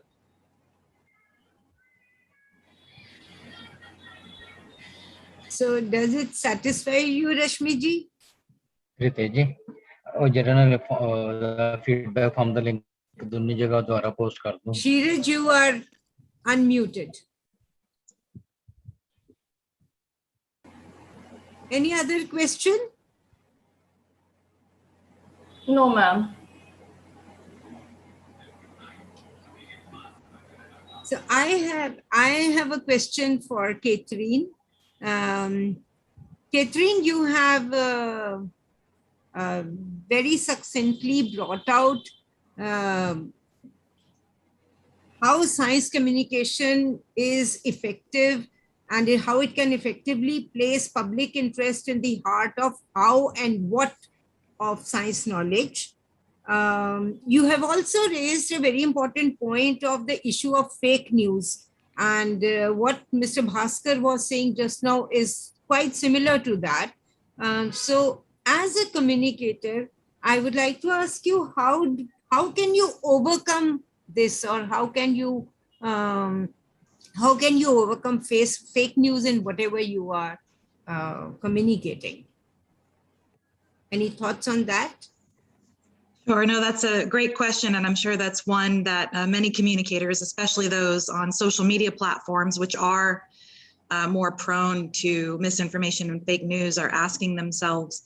I would just say you must be very careful, especially on social media, to do what you say you will. And I think Dustin had touched on this in his panel earlier, is to just be very careful about being accurate in what you're saying. And to my point that I mentioned in my presentation, if you're on social media, don't just put information out there and leave it there. Social media is for engagement. So you want to engage with your audience, let them ask questions, respond to their questions. If you've written a blog, for example, and people are commenting, don't just let them comment, engage with them, address any misconceptions you see. I just think it's very important as a communicator, though, to be consistent, to be accurate, and to communicate frequently. If you don't have a posting schedule or a communication schedule, you should have one, because the more often you're out there, the more information that you're giving that people can verify as accurate or that they connect with as accurate, I think the more effective your communication will be, and the better perceived you will be to be an honest and accurate communicator. I also want to jump in. I also think that I have seen scientists on Twitter and some on Facebook call out some of the knuckleheads that are responding to scientific posts and saying, you know, I took this horse medicine, ivermectin, and it cured me of COVID. Well, if you let it sit there without responding, then people are going to take that as, oh, look, this guy did that, I can do that. And that's how the ivermectin thing in the US got so rampant, is one person probably just, or two said it, and then it picked up and it steamrolled. And instead, if that person could get on there and say, I have a degree in medicine, where's yours, or something, even if it's a little more confrontational, you may have a positive come out of somebody spouting off misinformation. It just needs to be confronted in a decent way. But you know, on Twitter, there's a lot of people spreading the misinformation because they believe it to be fact. So we really have to point to your credentials sometimes when you're on social. Even though it looks egotistical, it proves the point that you know what you're talking about. Yeah. Thank you so much. Thank you. I hope all the questions are well answered. Okay, now moving further, we are now. Another question from anybody? You can just ask one more time. Okay. Yes, ma'am. I have a question, ma'am. Please. Am I audible, ma'am? Yes, you're audible, Mr. Vishal. Okay. There is one question that what steps are being taken to stop fake news, and on what channel we can trust, what type of channels they are, I mean to say that Indian government or other governments they are doing, so that the actual target group, they get exact right information. So is there any steps they are being taken by the Indian government or other governments? Who would like to answer? Mr. Bhaskar? Hello. Yes, sir. Yeah, as far as the question is very good. As far as government is concerned, people as well as the government, we more discuss about the brain drain of the scientists, and we don't give due respect and the due reward to our scientists. And sometimes, like you are living in a locality, it is very hard to find a neighbor, scientist neighbor in your next door neighbor, because in that way you are not able to understand his version and he is not able to explain to his neighbor his version. In that scenario, the government must do something to simplify the science, to get it communicated to the people, so that the people can understand the science behind the day-to-day science. This should be the logic, this should be the aim. In that way we can promote science also and make people understand about the science. Ji. Thank you, Mr. Bhaskar. I would like to add here to what Dr. Nath had said earlier. There are a few schemes of the Government of India which have recently been started. Just last year, a scheme, last year, a scheme was started called Avsar.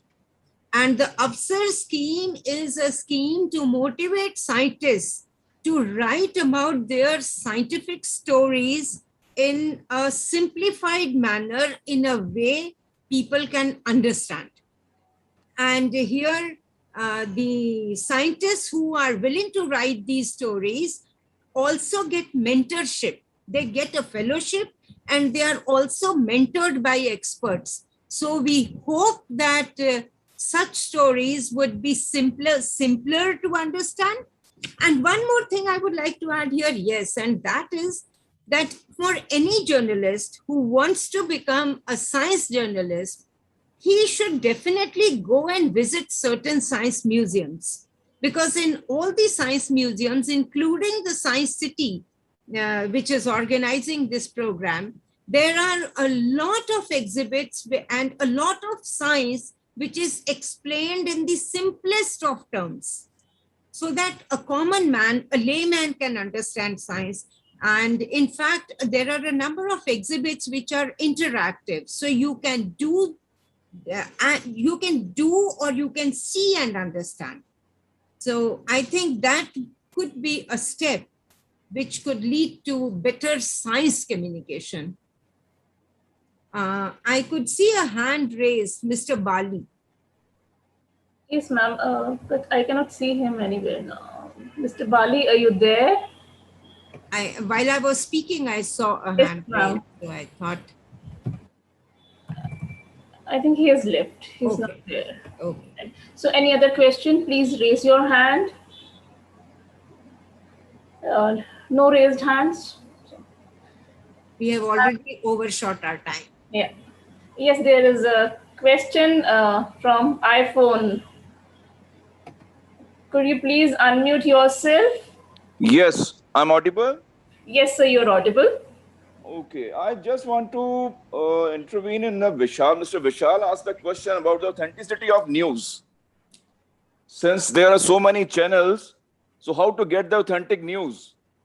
Yes, sir.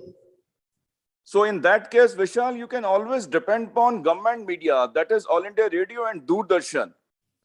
They have their websites, they have their channels, the news is all the like 24 hours, 24/7. You can always tune in, or you can go on their website to check the authenticity. Okay, sure, sir. I'll do that, because most of the time I this see is that satisfying. news channels. So sometimes they provide us the good information, sometimes they may be fake. So I think that's a very good option that you tell us here. And I definitely follow that thing, so that to check the authenticity of the news. Thank you, sir. Yeah, welcome. Your good Can name, you please identify yourself? Hey, Mr. iPhone. Yes. My name is there. Just a minute. Is Mr. Bali? Okay. Hello. Hello. Hello. Yes, sir. Yes, sir. Yeah, I'm audible. Yes, sir, you are. Okay, I'm Rajesh Bali. Right. In fact, I joined it late. I was away somewhere. So when I heard this question from Vishal, it really got interested that I must tell the people the authenticity you can get it through All India Radio and Doordarshan, which is the national channels. Mr. Bali, that is the main problem with the social media, because you have to get it authenticated from the other sources. Because, very true. Yeah, it's very true. But no doubt that DD and the Rajya Sabha TV and the Sansad TV, which has been recently launched, they are known as the authenticated sources. But still in the digital media, if you have to get it authenticated from the other sources, it means there is no authenticity or virtually a little authenticity in the social media or digital media. That problem, maybe it will be tackled someday, but so far it is really a problem. In that case, again, Mr. Rajeev, what Mrs. Jareth asked you about the death of newspaper journalism in the wake of digital media. I would like to answer that also. This is not the death of newspaper journalism, despite having a digital media, because ultimately, when the authenticity factor comes, one depends upon the newspapers only, what to see, what to read tomorrow morning. No doubt that newspapers has still a very important significance, as well as you can get the detailed news only through the newspaper. True. When this electronic media, especially the TV channels, 24 TV channels came, we were wondering how 24 hours they are going to deliver news. But now it has become the fact you are getting news all round the clock. But even then, you can't lack the importance of the print media. If in 2-3 days in the national holidays, if you don't get the newspaper, it's very difficult to pass your entire day. Early morning, you have a habit to look for the newspapers first, then have a cup of tea, read it.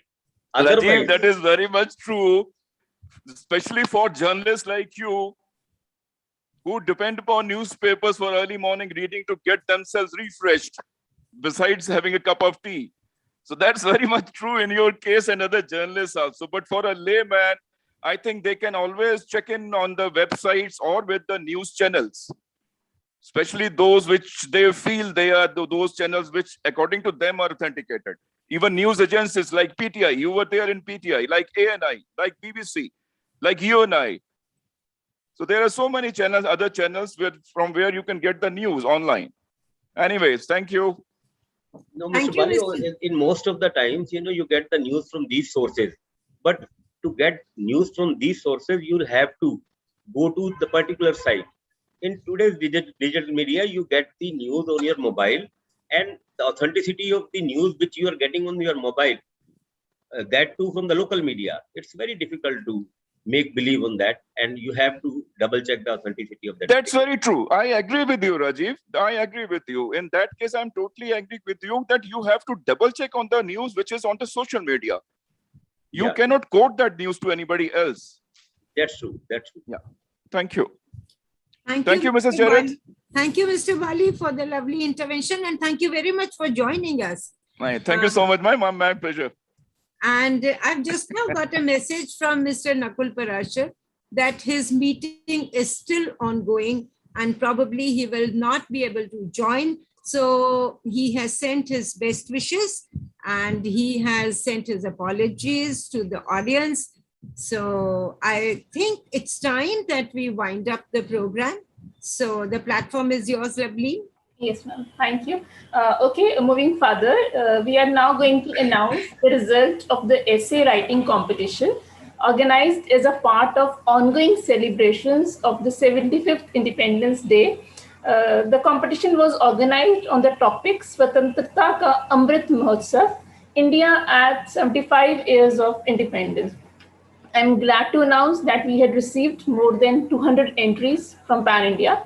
175 entries were received in due time and evaluated. Out of these, best 5 entries have been selected, 2 appreciations and 3 winners. So before calling in the winners, let me tell you that winning and losing is a part of the game. The most important part is you took the challenge. So I would say everyone is a winner here. Let us give a big round of applause for all the participants for their efforts. Now it's time for result declaration. So hold your breath. Starting from the bottom, second appreciation goes to Gurdeep Singh from Government School, Kambala, Firozpur. Congratulations, Gurdeep. Ritesh sir, can we pin the winners? Can we focus on them? Gurdeep, you have won a cash prize of rupees 500. Now, the first appreciation goes to Dharampreet Singh from Saint Soldier Divine Public School, Jalandhar. Congratulations, Dharampreet. You have won a cash prize of rupees 500. Dharampreet, are you there? Please raise your hand so that we can focus on you. Now coming to the winners, the third prize goes to Yuvraj Singh, Army Public School, Uchi Bassi, Mukeria. Congratulations, Yuvraj. You have won a cash prize of rupees 1,500. Are you there, Yuvraj? The second prize goes to Gurjasveer Singh Vadech, Government High School, Bhotna, Barnala. Gurjasveer, congratulations. You have won cash prize of rupees 2,000. Gurjasveer Singh, yes. Ritesh sir, please focus. He's there. Gurjasveer Singh Vadech. He has to turn on his video. Please turn on your video so that I can focus you. Gurjasveer, please turn on your video. Yes. Great. Congratulations. Okay, and the first prize goes to Shruti from Sarthar Government Model Senior Secondary School, Panchkula. Congratulations, Shruti. You have won cash prize of rupees 2,500. Shruti, are you there? Yes, she's there. Ritesh sir, please pin her. Shruti, please turn on your video.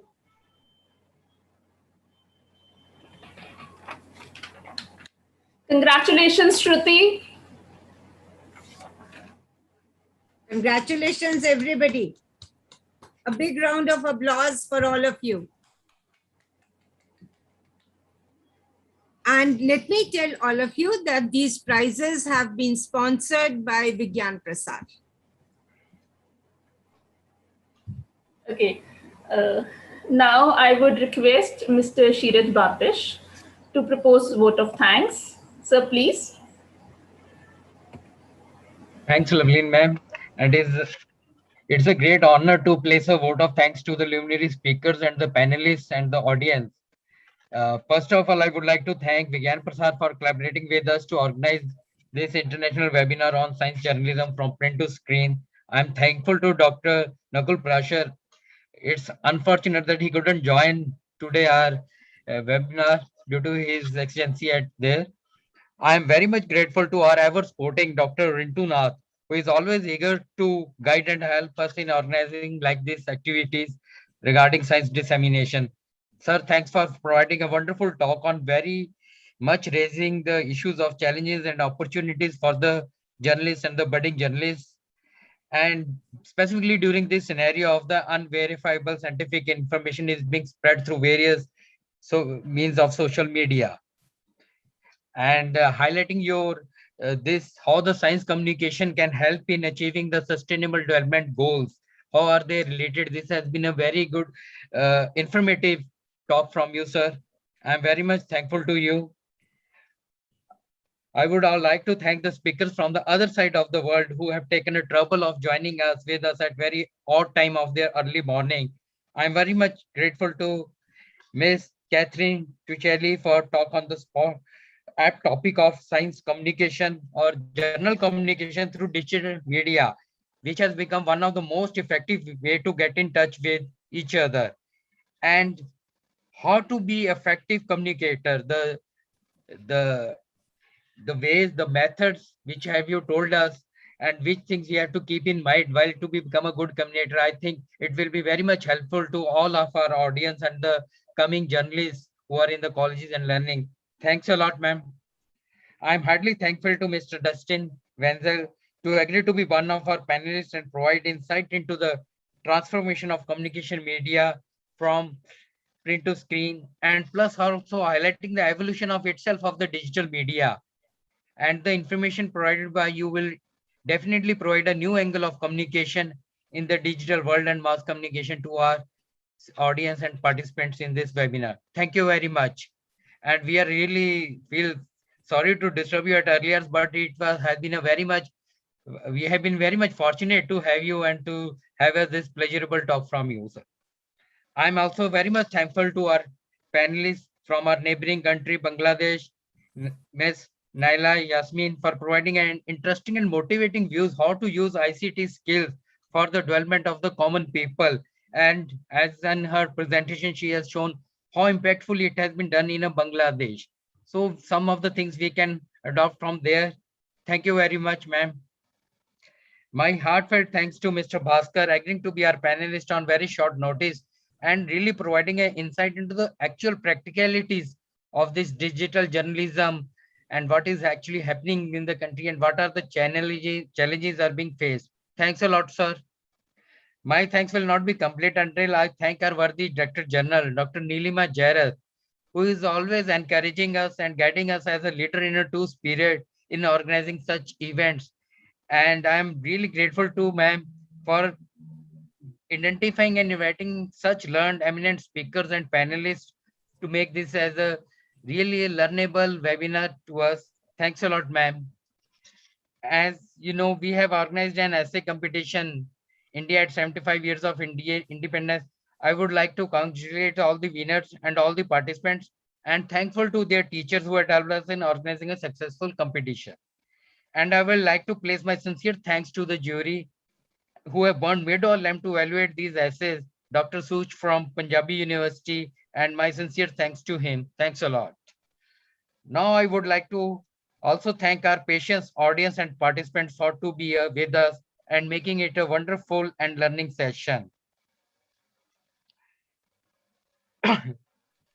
And our special thanks to our colleagues who had taken out time from from their busy schedule as from the national museums and other science centers who has also joined us in this webinar. Thanks a lot all to the sirs.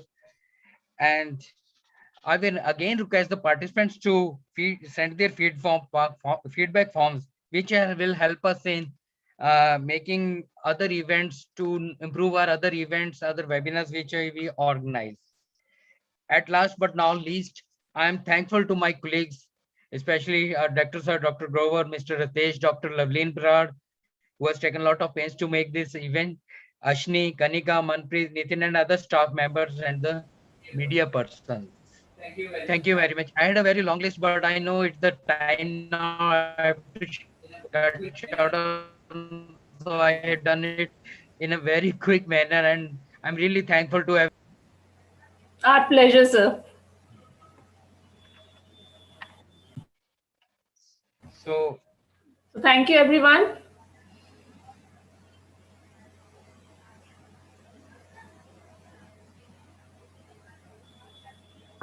Friends, I just now got a call from Mr.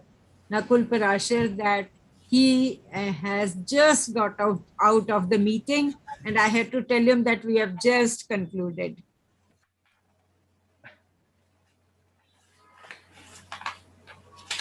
Would you like to say a few words? We are still online. Yes, ma'am, if he is there, we have still.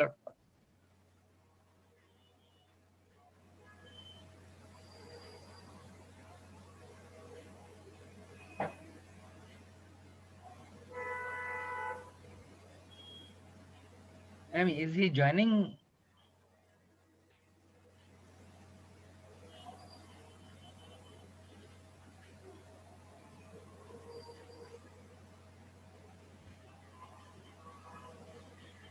The entire session would have been a very enlightening one, something that all of you would have really